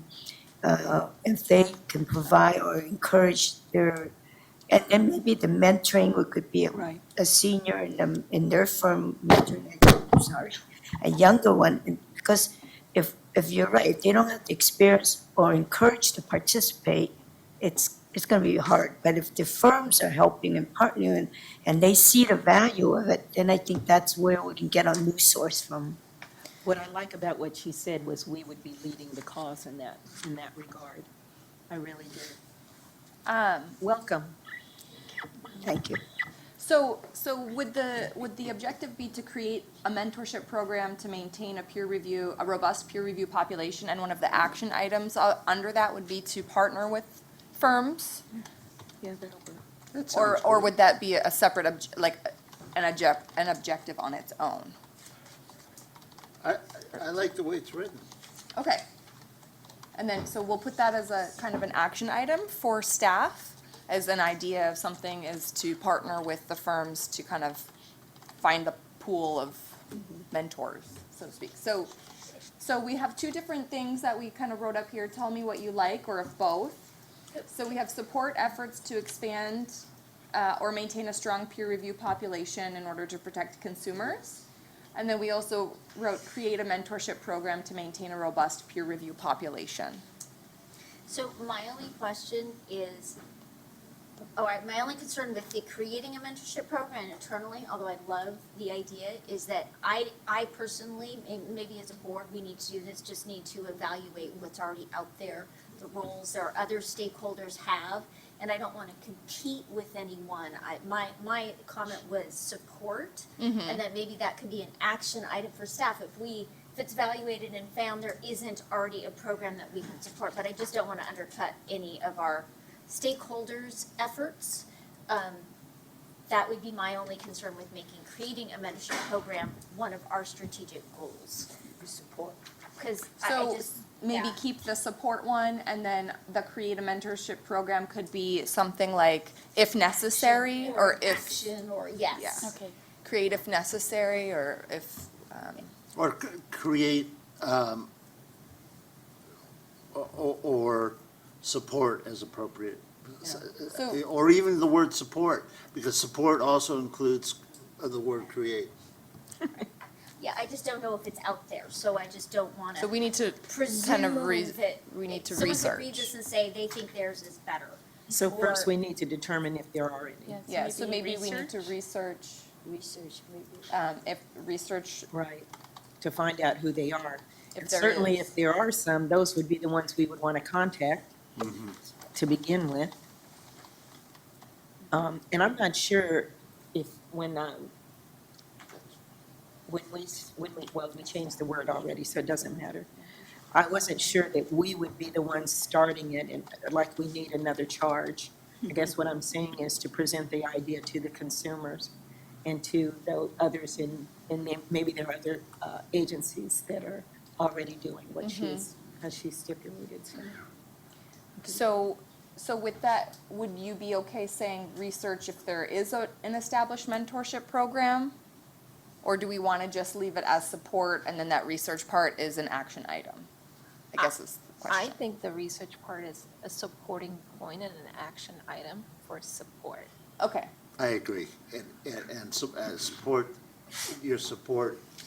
that objective is goal- good. Objective seems to cover a lot of ills. Okay, so we'll take that research, and that whole piece will be an action item under the support. Is everybody okay with that? A research item under where? The So it's gonna research be would an be, outreach objective, is that we're putting the it? objective is to support efforts to expand or maintain a strong peer review population. Later, once the strategic plan is adopted, an action item of that objective, how we're gonna do that would be to research if there already is a program, and if not, we'll determine the action items later. Now is not when we were, This is falling under a concept of outreach, right? We're in goal 4. Yes. And so presumably, we're coming up with things that could be accomplished through outreach. I have this peer review population thing's a big deal, and our prog's been talking to us, it's been a topic of the board. I just don't know that it fits in there, and I don't know that we need a separate objective or sub-goal or whatever we're calling these. You already have something that says leverage social media. I would assume we would say, hey, staff, we should consider peer review population-related matters as things that we should utilize through that medium. Our update, I know we've had, articles on this before. If we're thinking about other broader outreach ways that we're gonna do this, and this is one facet of that, I agree with that. I just don't know, I'm trying to think of how this is gonna get accomplished. Under the guise of outreach here, and I think it's gonna get accomplished through stuff that's already on this objective list. So I guess I don't like the idea of this mentorship program, and I just think that the outreach pieces, which are valid, are accomplished through what we already have. any other thoughts? Okay, so I have to ask, does the efforts to expand and maintain it just not rise in your mind to being included, or do you see it as just a tag-on comment to another area? And I'm open to either. I was flipping through the various goals. It didn't seem to fit under any of the goals. Is it a goal in and of itself? I don't know. It's certainly a topic that this board is privy to and deals with, but I just don't know it goes on this list. That's just my view. There's nothing wrong if one objective is supported by the other and vice versa. So I would say keep it. Yeah, a lot of times what happens is, we create the objectives, and then we put together the strategic plan, which is later adopted by the board, so that's not gonna happen today. You'll have a chance to review all of these again. But then when we come to doing action planning, we often find that, oh, these two objectives are actually very similar, and so they end up going together. On the strategic plan, it is what it is at that point, but you end up accomplishing two objectives with, one action plan essentially, So why don't you leave it for the raw data that we're accumulating, and then staff, as they fine tune to bring before us a final product, can work where they think it'll best fit in. Yeah, and definitely things can be moved around, Yes. Could you put a note or a tab to consider whether it might fall under licensing? Or it might be Maybe under an asterisk or licensing? something? I don't think it will. No. No? Not at all. Okay. I mean, the problem is, we don't have a section by itself to deal with this, so we're trying to think where it's covered. As we get it formulated, maybe there is a separate section for it. I don't know. Potentially enforcement, I mean, that's sort of a tool in that process, right? And, Okay, so maybe Maybe important. it gets moved. Okay. Okay, so let's move along. So my question is, that's our fourth goal area. We are about 7 minutes behind our schedule. Not getting caught up.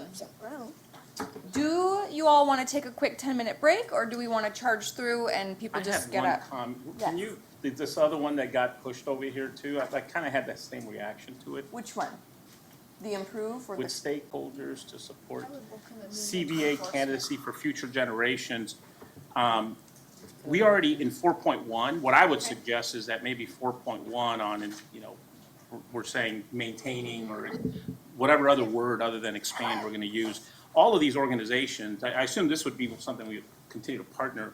It would probably fall into share information regarding the CBA, i.e. that people get to know what the heck the CBA does, right? Comma, consumer protection mission, comma, supporting this idea of CPA candidacy, right? Probably falls under the kinds of things we would do with those efforts. So perhaps we can roll that Work it into objective into 4.1. 4.1? Okay. I think Let's so. just put a I note mean, on that. Yeah. And I do see the enforcement section, so I see your point about putting peer review Yeah, on. I don't think it has enough objectives on there, so I think. Okay, so we'll roll that objective into 4.1, and maintain and Yep. that. Any other thoughts for outreach? Yes.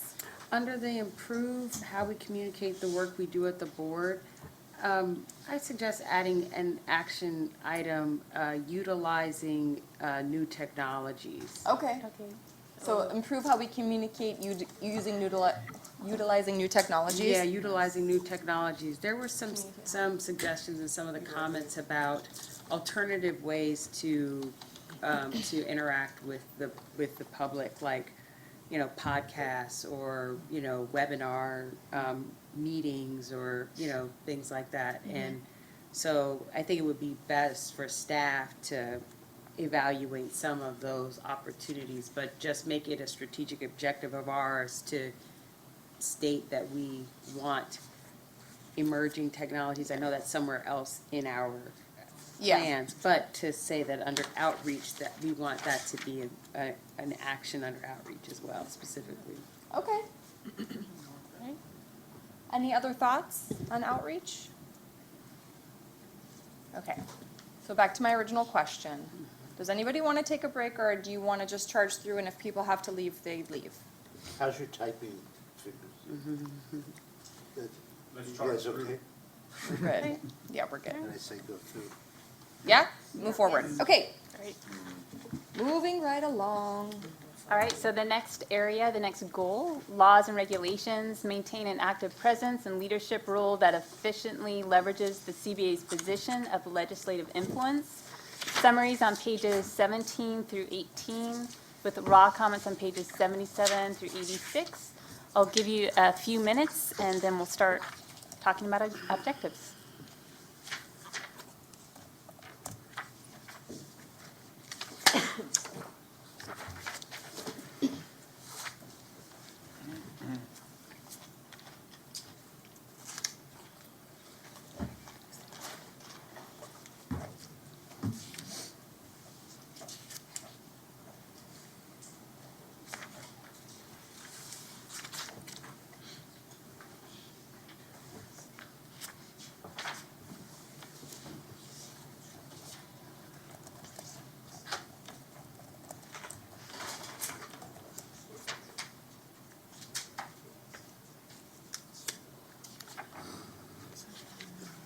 mention about the bookmarks. So what I've been doing is adding bookmarks to the comment sections so that I can go back and forth between the board and then also the comments in the indices. And then, I use text boxes, but I also use Post-it notes. I don't like to use the Post-it notes because when you put a Post-it note, it disappears. No, it just puts a little, so what it does is it just puts a little tab there, but you don't get to see what it is. But with the text boxes, you can write in the margins. I don't write well with this, so I use the text boxes. Yeah, or the highlighter pen, or, Yeah. Yeah. But that was after some trial and error. Thank you. But the bookmarks, they're easy to add, I gotta learn, I gotta sit down and just,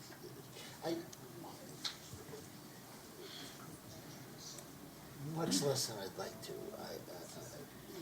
I like going to the Court of Appeal. I enjoy it, it's good. It's for academic. Yeah. But I haven't been there since electronic filing. In my day, it has to be a certain color.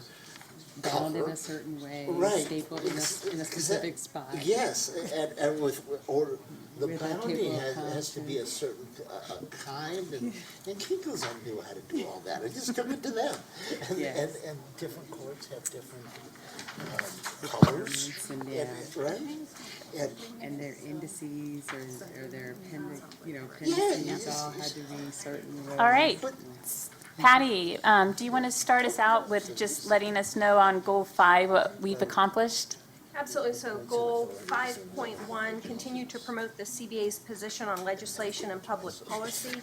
I think that has been accomplished. And item 2, to increase the CBA's visibility and reputation with the legislature. I think actually we've been very successful in both of these areas. This last legislative session, I think, only further examples in. So I would say both of these have been accomplished. Okay. So do we have any new objectives for the area of laws and regulations?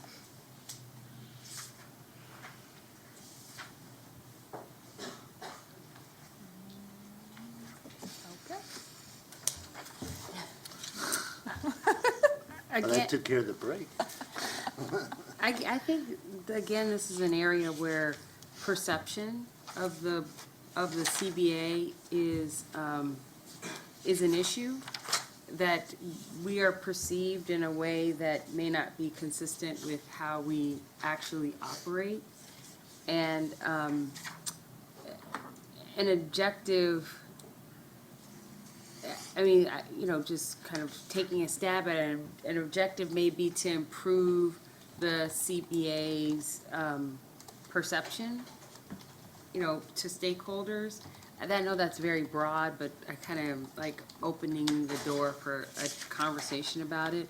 A number of the comments reflected criticisms that we are political in certain ways, and there was an interpretation of engaging in laws and regulations that we were doing it from a partisan, there was a partisanship element to it, which, having been here only, almost 2 years now, in my experience, it has been political, but not partisan. And I know that's can be difficult in these times for people to differentiate, but I think it's important for us to emphasize to stakeholders that we are apolitical from a partisanship basis and nonpartisan agency, but it is important for us to be engaged politically for the purposes of protecting the consumers and also for the purposes of ensuring that the practice of accountancy is vibrant. Because we have to we have to be aware of laws, we have to be aware of how to enact legislation or change legislation, and those are all political acts, but they're not partisan. And the comments reflect some confusion or a different perception by the public.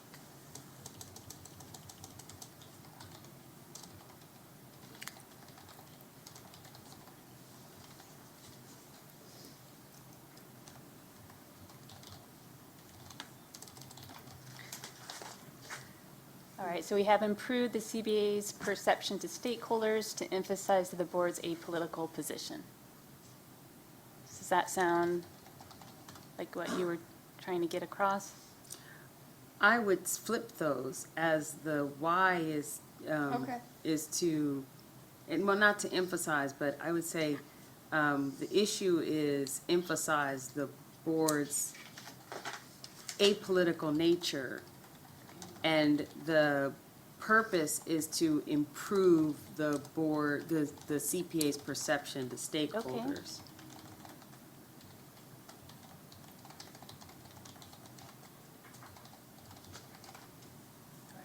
And also to increase our credibility or to improve our relationship with stakeholders. I mean, I think there are a number of positive outcomes that can come from it, but.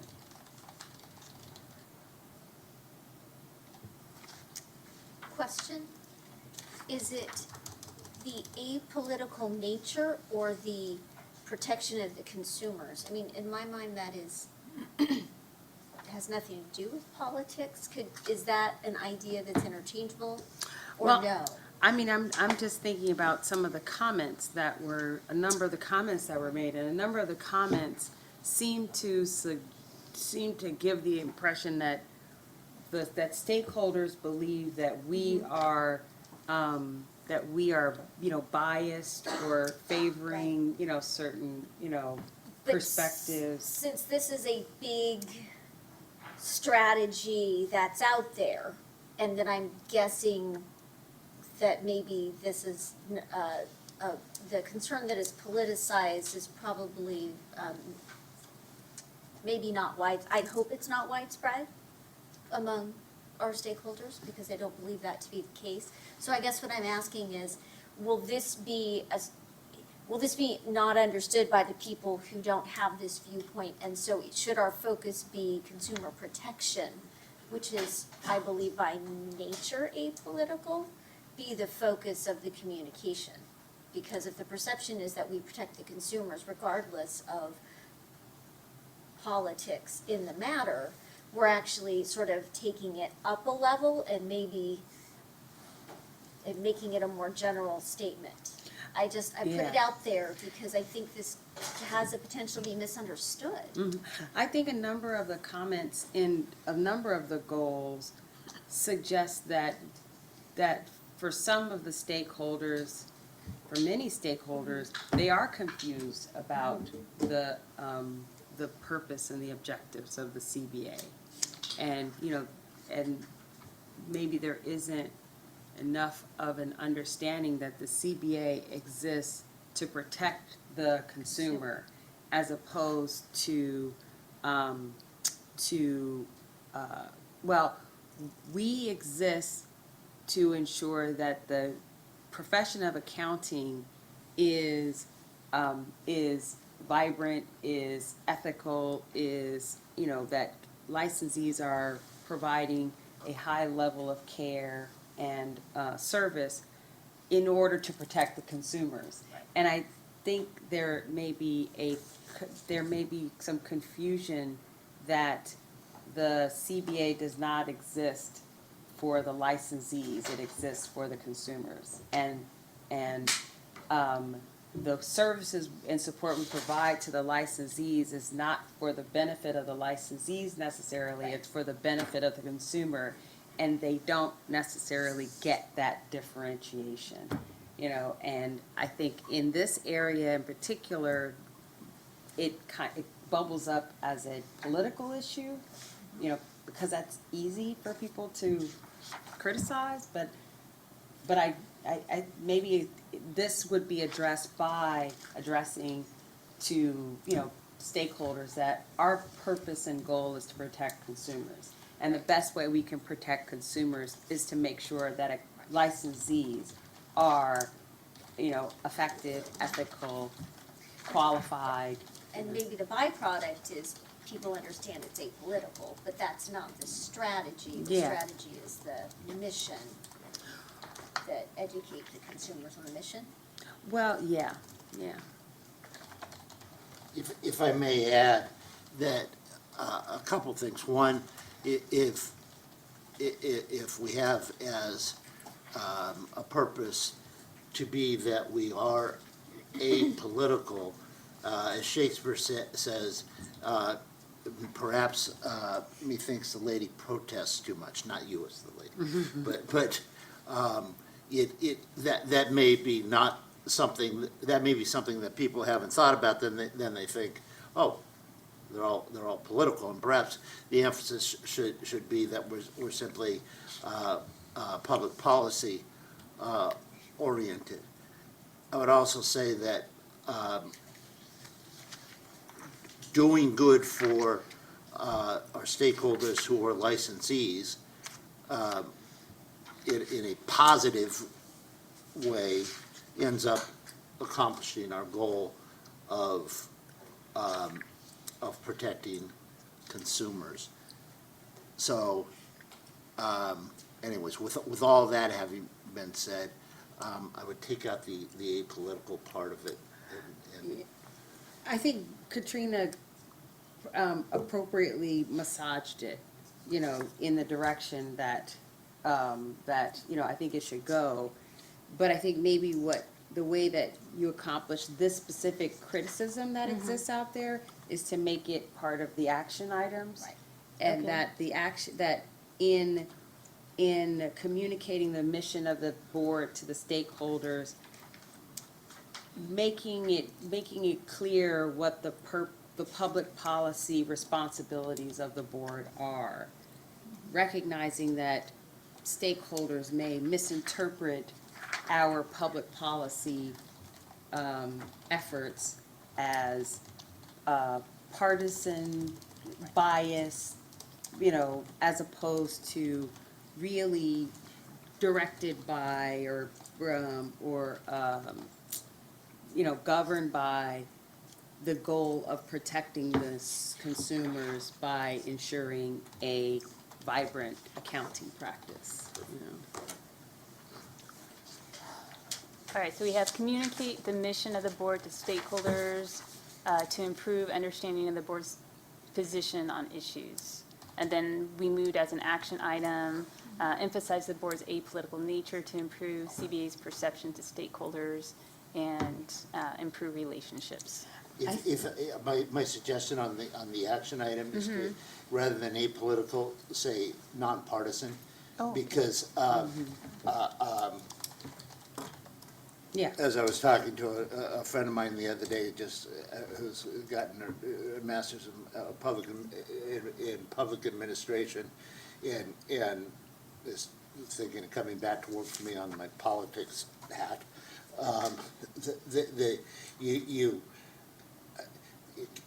You can't have public policy without politics. You can't have politics without public policy. They do get tied, but we are nonpartisan.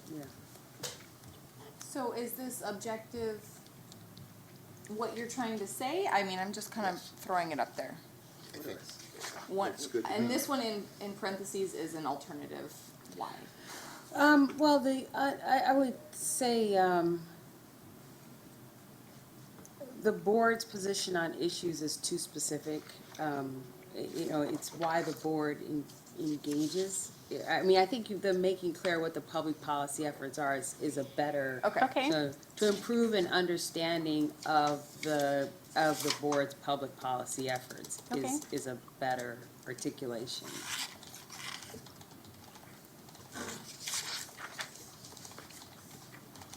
Yeah, to improve the understanding of the board. So when we just communicate something, that doesn't seem to be more than making a statement to me or putting something in writing. what do you mean when you say communicate? Are we going to be writing it? I don't mean, yeah, I Well, don't, that's where that's the, where the action items. yeah, come in. the action Okay. items, that's where the staff Comes up with comes the up with action some items. ideas, and we as the board would agree with those, or expand on those, or recommend additional, or I mean, this is just the macro, Yeah. and we'll deal with The them micro later? later, yeah. Well, I was just thinking that we should help our board, our staff a little bit by giving them more to Oh, some articulate guidance. other than communicate. Because we've said that quite a bit.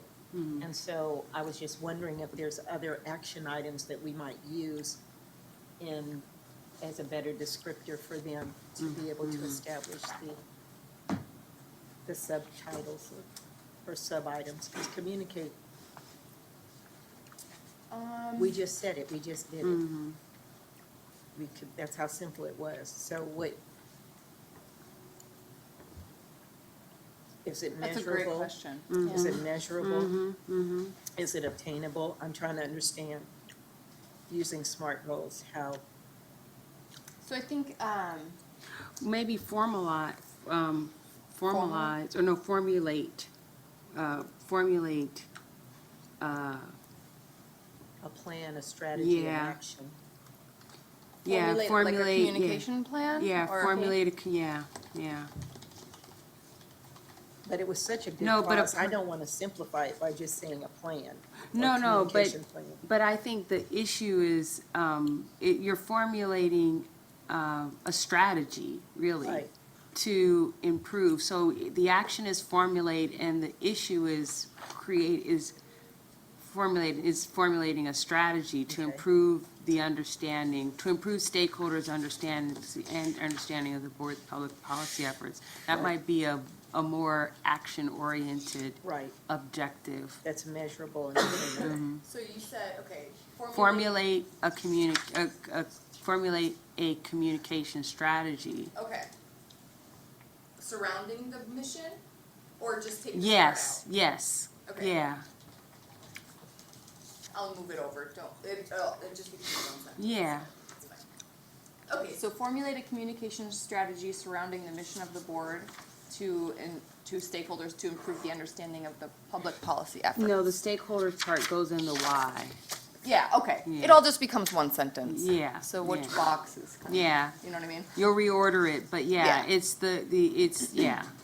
Now, is the communication strategy for the members of the legislature, the members of the consumer, It's the stakeholders. Yeah. or all stakeholders? Right. All stakeholders. Yeah. Okay. Because that's licensees and consumers, you know.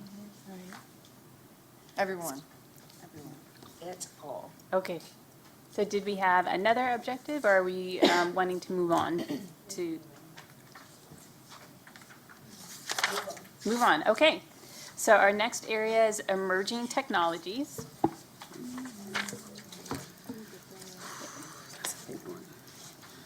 All right, so improve efficiency and information security through use of existing and emerging technologies. So the summaries on pages 19 through 20, with raw comments on pages 86 through 95. And again, I'll give you a few minutes.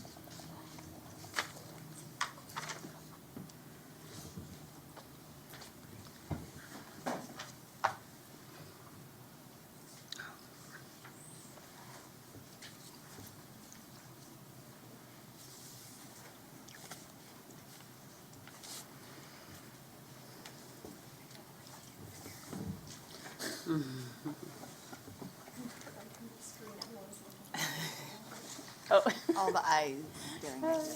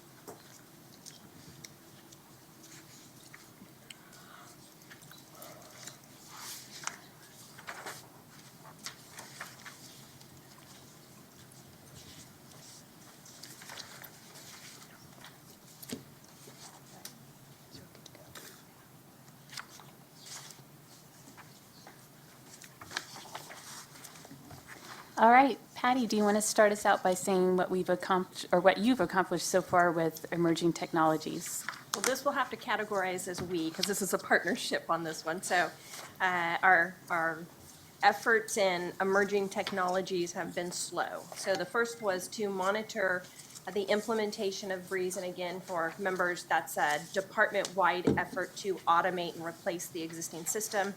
And it was broken down into 3 phases, and boards were grouped into those 3 phases, the board being part of phase 3. So we were monitoring in the event Breeze was delayed. It was delayed. And then it was to identify a contingency plan for some other type of technology solution. We will be working with the department on that portion of this objective that will launch in July of next year. It's a multi-year program, and it's targeted for launch somewhere in fiscal year 21-22. 6.2 was to evaluate and update internal procedures in preparation for migration to a new system. We've done that. It's been many years, so we've done this a couple times, but we are in the process right now of updating internal processes and procedures in preparation for that transition. And then part of the project itself will be to kind of go through that evaluation again with the team that will be implementing the new automated system. 6.3, seek authorization to purchase mobile devices for members for meeting materials. That was accomplished, which is evidenced by several tablets on the tables in front of members and used at many of our meetings now. 6.4 was to prepare for transition to document imaging. That was part of the original Breeze project. That is also part of the business modernization project that we'll be working with the department on. However, now that the moratorium on certain activities have been softened or lifted, I would describe it, we are looking at an interim solution to perhaps on our own do some document imaging in the interim. And so we're researching that now. And then 6.5, review and redesign the license renewal application for transition to the new technology. That will be part of that project. That form now is in regulation. It's a very dated form. And when we move to an online system, that form will be eliminated and that process will become an online function. All right, thank you. So from that, we listed an action item of partner with DCA to launch business modernization program to be more efficient and improve customer service. All right. Do we want to add any more objectives for emerging technologies? I had a couple of things that came up to me.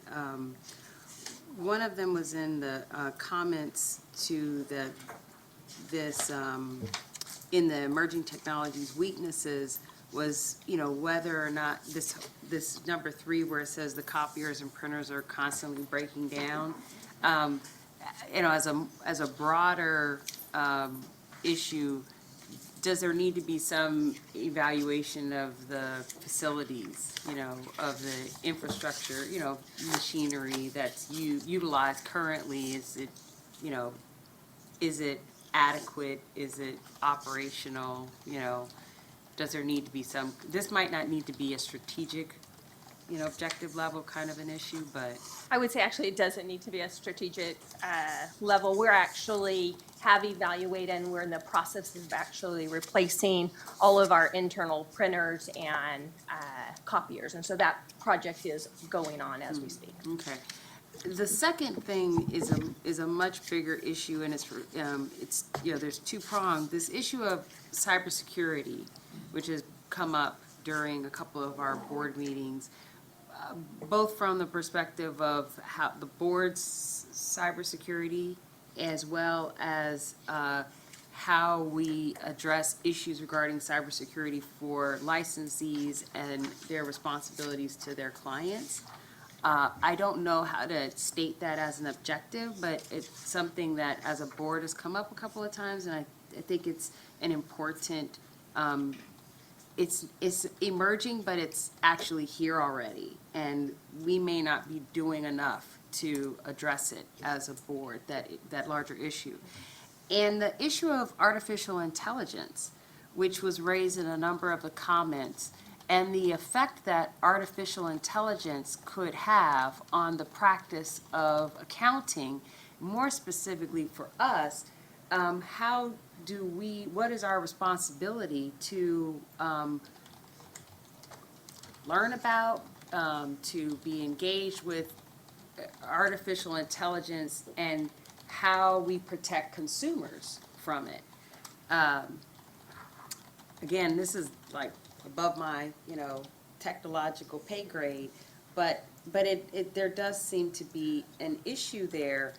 I don't know how we deal with consumers' experiences with software that is intended to perform, like bookkeeping services, but strays into that, like, accounting area, do we have any responsibility? We don't have any responsibility, but as additional platforms are developed that can provide consumers with what appear to be more efficient or streamlined services that take the place of them having to engage licensing professionals, what is our responsibility as a board to be aware of those and to, address them?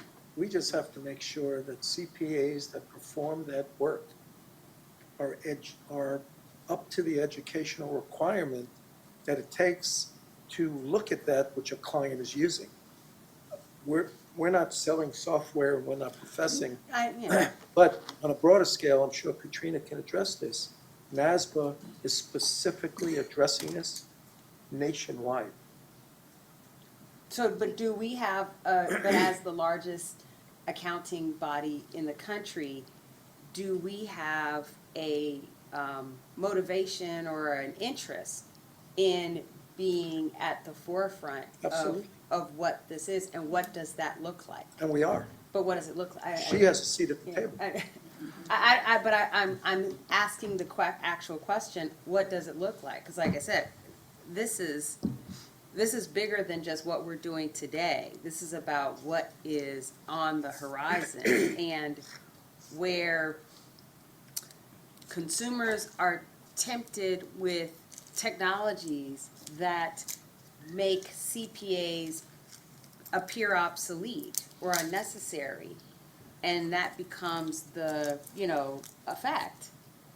What is our role in that process? I mean, if any, I don't know. Hi, I would like to chime in really quickly on that. And actually, right now, the way the statute is written, the board is limited to licensing and enforcement of the CPA population. Mm-hmm. So while I think that what you're saying has a lot of merit, and it's great to be concerned about consumers with technology and how that's being used, but right now, Accountancy Board really is focused on licensing and enforcement. Sure. And regulating the profession of accountant. So when you get into that AI, they're not individual licensees, they're not people, they're not entities. So we can't really regulate, or when I say we, I mean the board, can't really regulate that because it's not in the statute, so. I understand, but Okay. as we're looking forward prospectively, and we've done this before, where we have gone to the legislature about issues that we see coming Oh, up. absolutely, yes. Is artificial intelligence's impact on the accounting profession, is that something that we should be thinking about? And maybe it's too soon for us Right. to be thinking about it. What's the state of artificial intelligence? Maybe in the next 3 to 5 years, it won't have enough of an impact for us to spend any time on it. I don't know, and that's something which Katrina could talk about, but I recognize and completely appreciate that we have no authority to address it now. But should we be seeking it, or should we be involved in it? That's a strategic question, that we should be asking. So my input is, you've raised two issues, and under this heading, that jump out at me as kind of being key. The emerging technology, this is about information security. So maybe there's an underlying action item for our board and our strategy about how we as a board protect our licensee information in this new world. So I take that and think maybe that's one we could think of.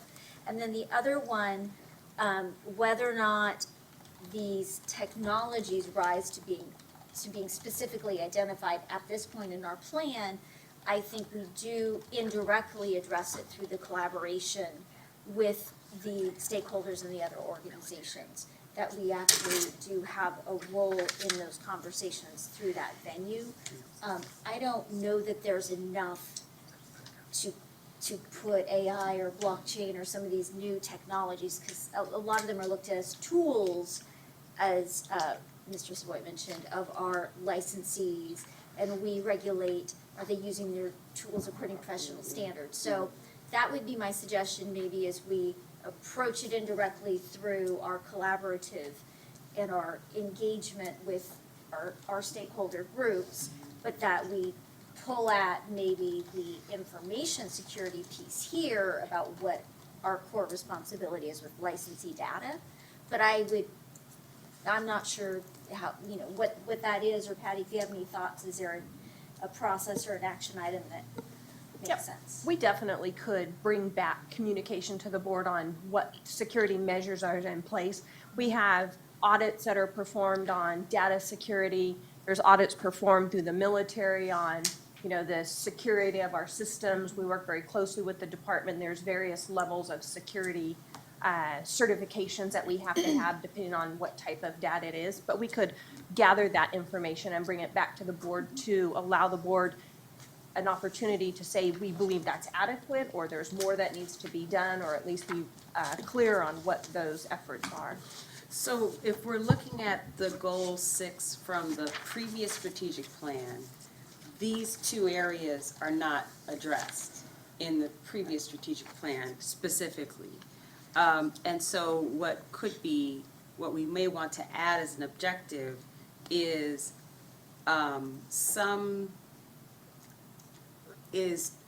have the board identify its work regarding,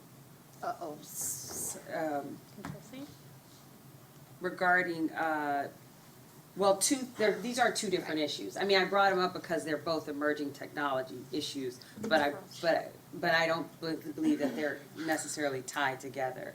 There's the cybersecurity issue, that is its own issue that we need to address. And so that, I think, could be an objective, is to identify the CBA's efforts to address cybersecurity threats.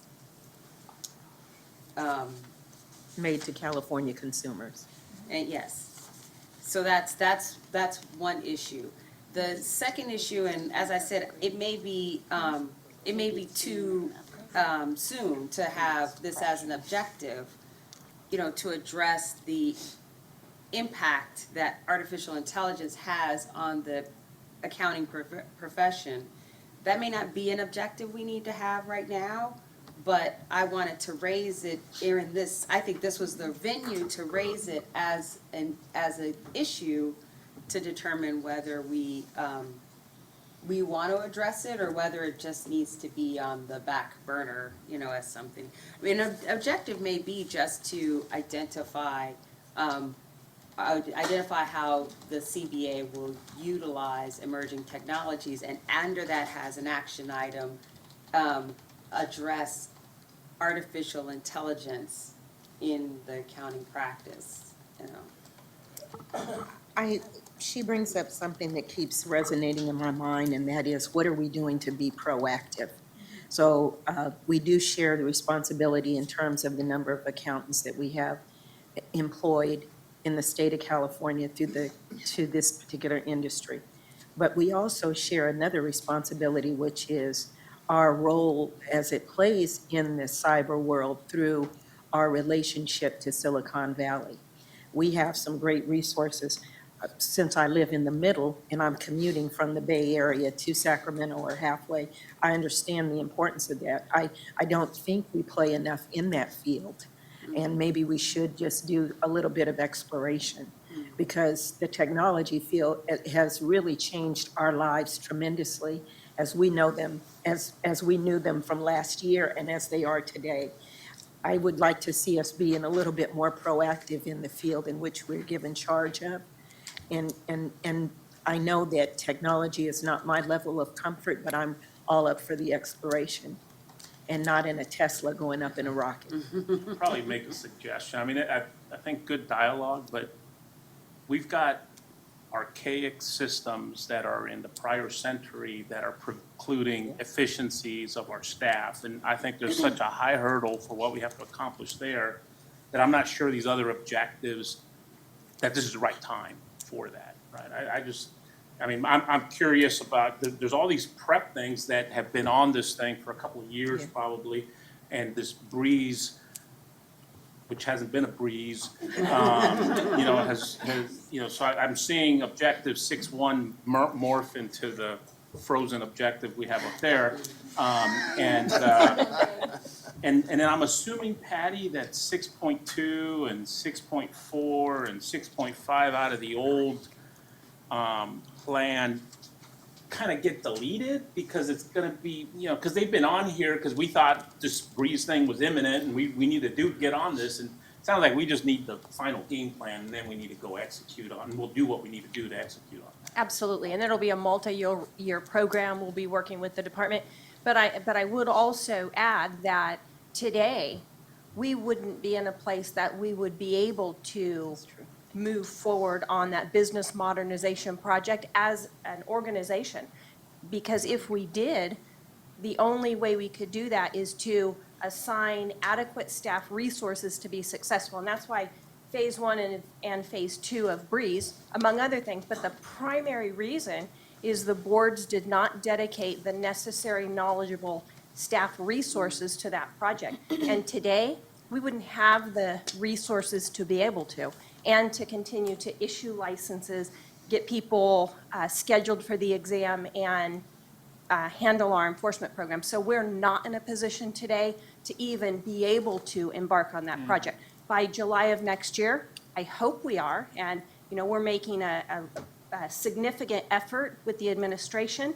We're making that a primary topic in our sunset review report. So when we testify before the legislature next year, that we make that strong pitch, and we hope we get enough support behind us so that we can. But today, quite frankly, we're resource thin to accomplish the day-to-day functions that we already have on our plate.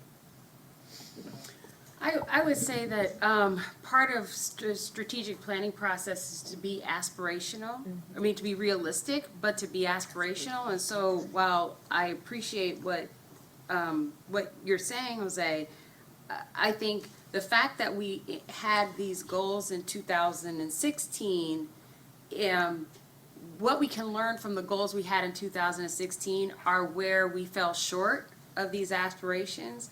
And so in creating a new set of aspirational objectives, not too many, but another aspirational objective, we take into consideration the shortfalls of the previous objectives and identify some additional, goals, objectives, but look at them in a way that recognizes that there are some limitations there. So our ability, what our measurable outcome could be, is limited.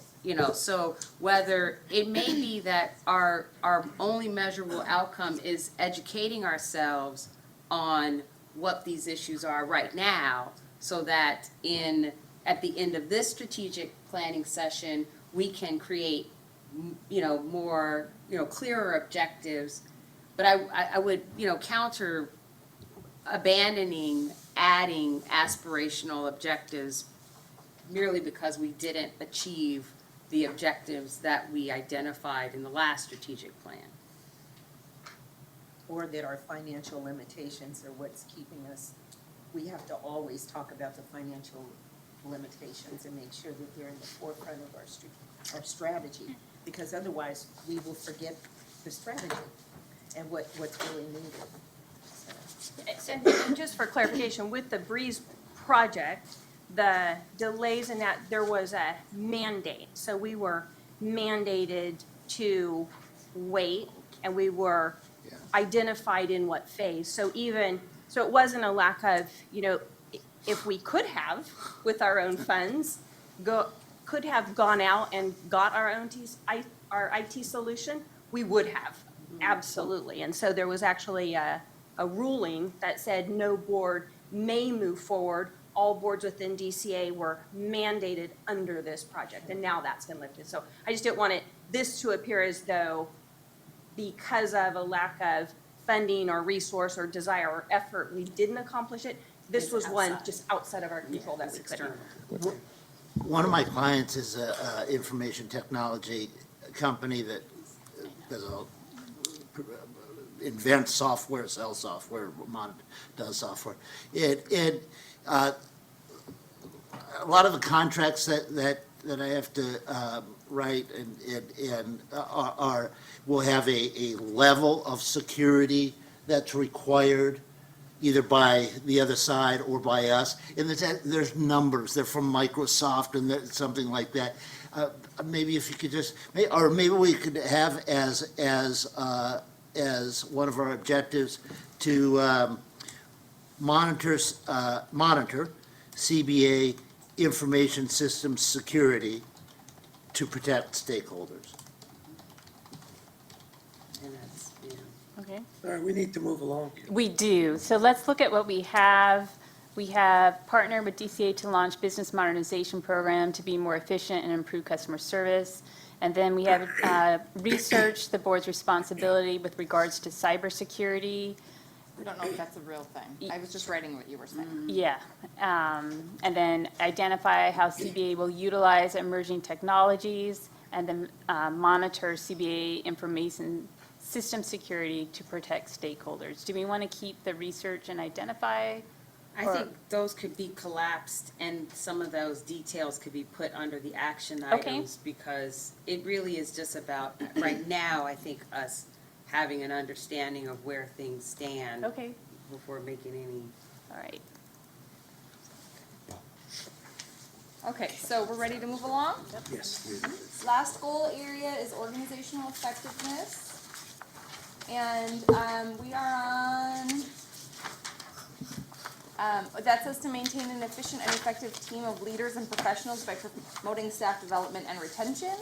So page 21 is the summary, and the comments are 95 to 101. Yeah, we're now about 16 minutes behind, so we're just going to take a couple minutes and then charge ahead.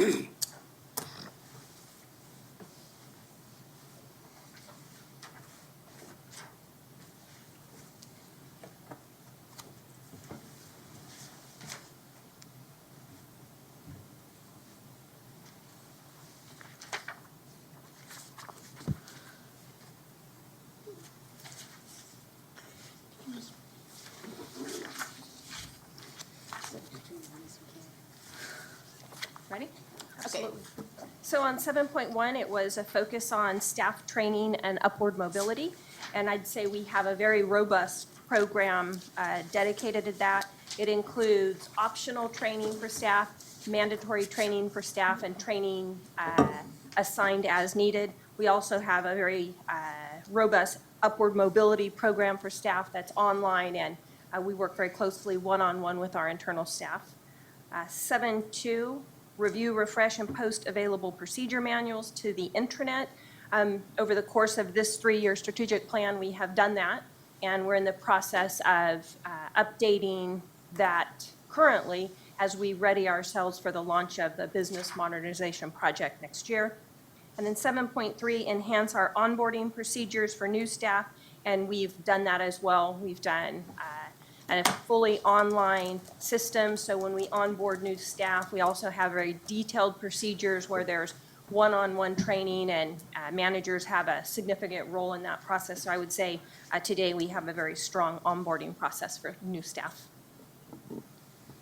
Okay, so does anybody have any new objectives based on the comments that you read in the scan?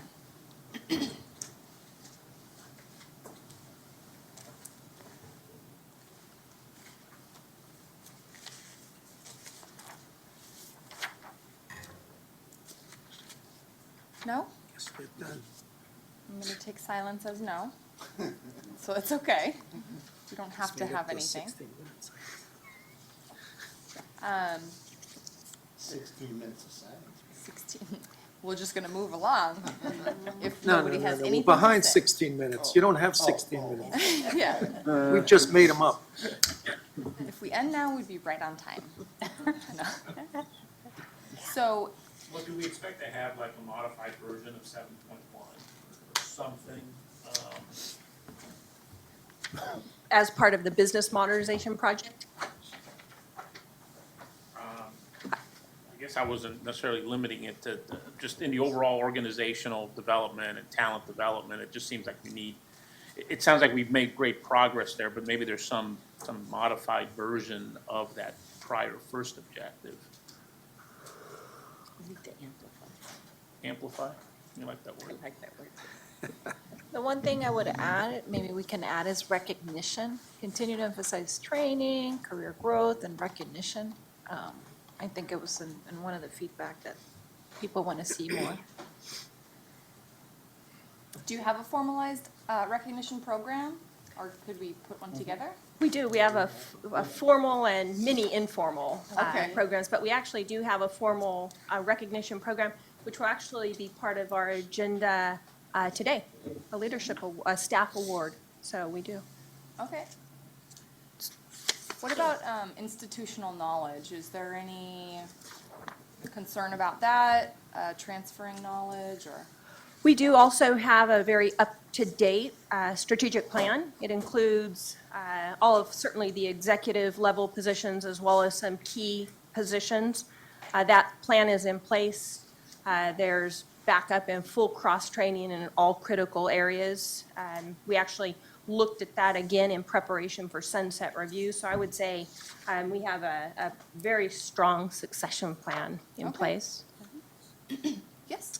Okay, so I'm trying to find something, because I just, feel we need something. Is there anything in a strategy, or I really want to recognize the importance of having our staff attend and travel events and conferences that are relevant to the role, the work performed, the protection of the consumers. There are national conferences. I know it is an issue with travel and approvals, and so that's maybe the thing that I would put here to say that although these things are great, there is that continued investment that does need to be our strategy, because we have to get other organizations to approve, even Patty going to a conference for executive directors where you're leveraging best practices. So I don't know how that becomes a strategy, but maybe there's. So is there like some sort of research or something that you could do around opening outside training outside of DCA for staff?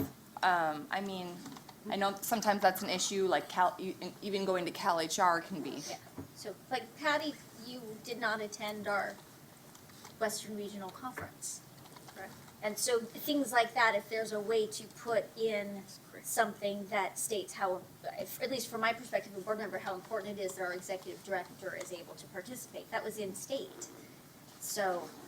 So under the outreach, our prior objective, 4.4, was to, at that time, it was to address, and it was CBA member and staff's ability to have more flexibility to provide outreach and education to stakeholders. So maybe taking that, moving it forward, but focusing it more on staff. Staff education. Well, and I'm thinking the staff training, the flip side, it's kind of the same thing, I would maybe not want to give that one out, but to flip it and say for the staff's benefit for the training purposes, that a mirrored objective. Yes. Maybe if we're using the action verbs, analyze and identify opportunities for professional development of staff. And have that be a more encompassing, and have under the action items, one of the things is to improve the staff's ability to take advantage of, those kinds of opportunities. I mean, So, okay. that's kind of for staff development and training, so I guess I would say, does that resonate or sound like it would be an appropriate thing to put in? If we're using that strategically to assist us to travel, then that wouldn't be one of the criteria for staff training. We probably would want to just massage the wording that could relate more to our consumer protection role, but I think it would be very helpful to have in And there. what I care about isn't the travel, but the training and the participation. However that happens, it could be local, it could be online, but I want it free. It is an articulated That priority. as something, I feel that strongly benefits our mission. But yes, I agree, it's not the travel, yeah, that's not the element. Okay, so analyze and identify professional opportunities for professional development and training for staff To improve the or- overall mission, or, Yeah, to fulfill the CBA's mission and value, to support our values and fulfill our mission. okay? Perhaps to, sorry, I normally don't chime in on this, to preserve institutional knowledge.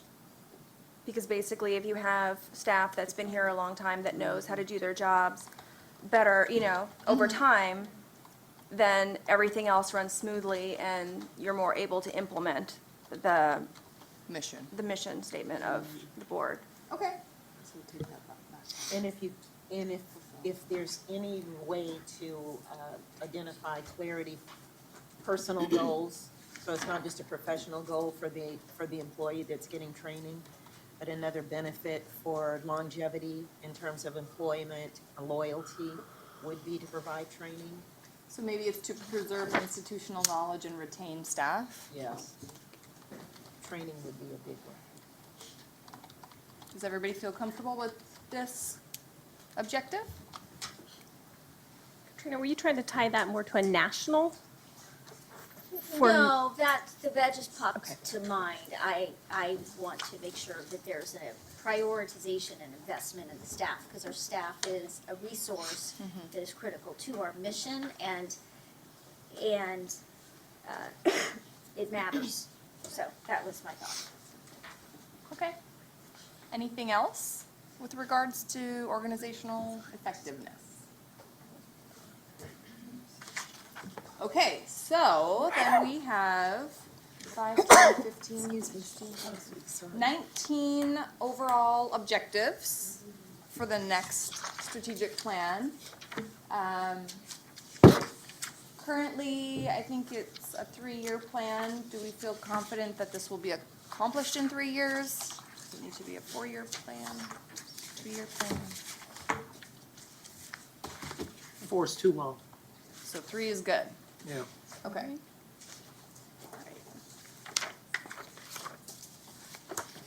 Go like 2.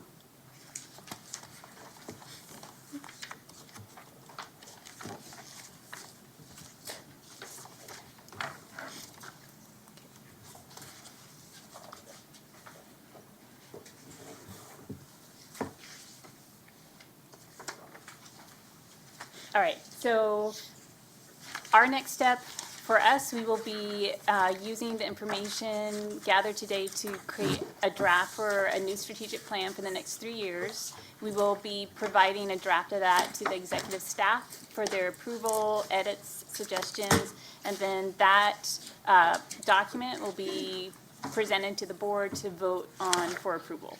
So those will be the next steps. I will be getting the draft to executive staff by October 4th. Thank you for your participation today. Julie, Julie's handing out a quick evaluation. If you could please let us know how we did, what you liked. If you didn't like something, let us know. We are always looking to improve ourselves, and we do read all these comments. So thank you very much. Thank you. All right, we'll take a 5-minute break, and then we will have the Committee on Professional Conduct, and then Mobility Stakeholder Group, and hopefully we can start the board meeting by 4 or sooner. That was the first thing I said. But is he supposed to do public comment? All right, let's go. Yes.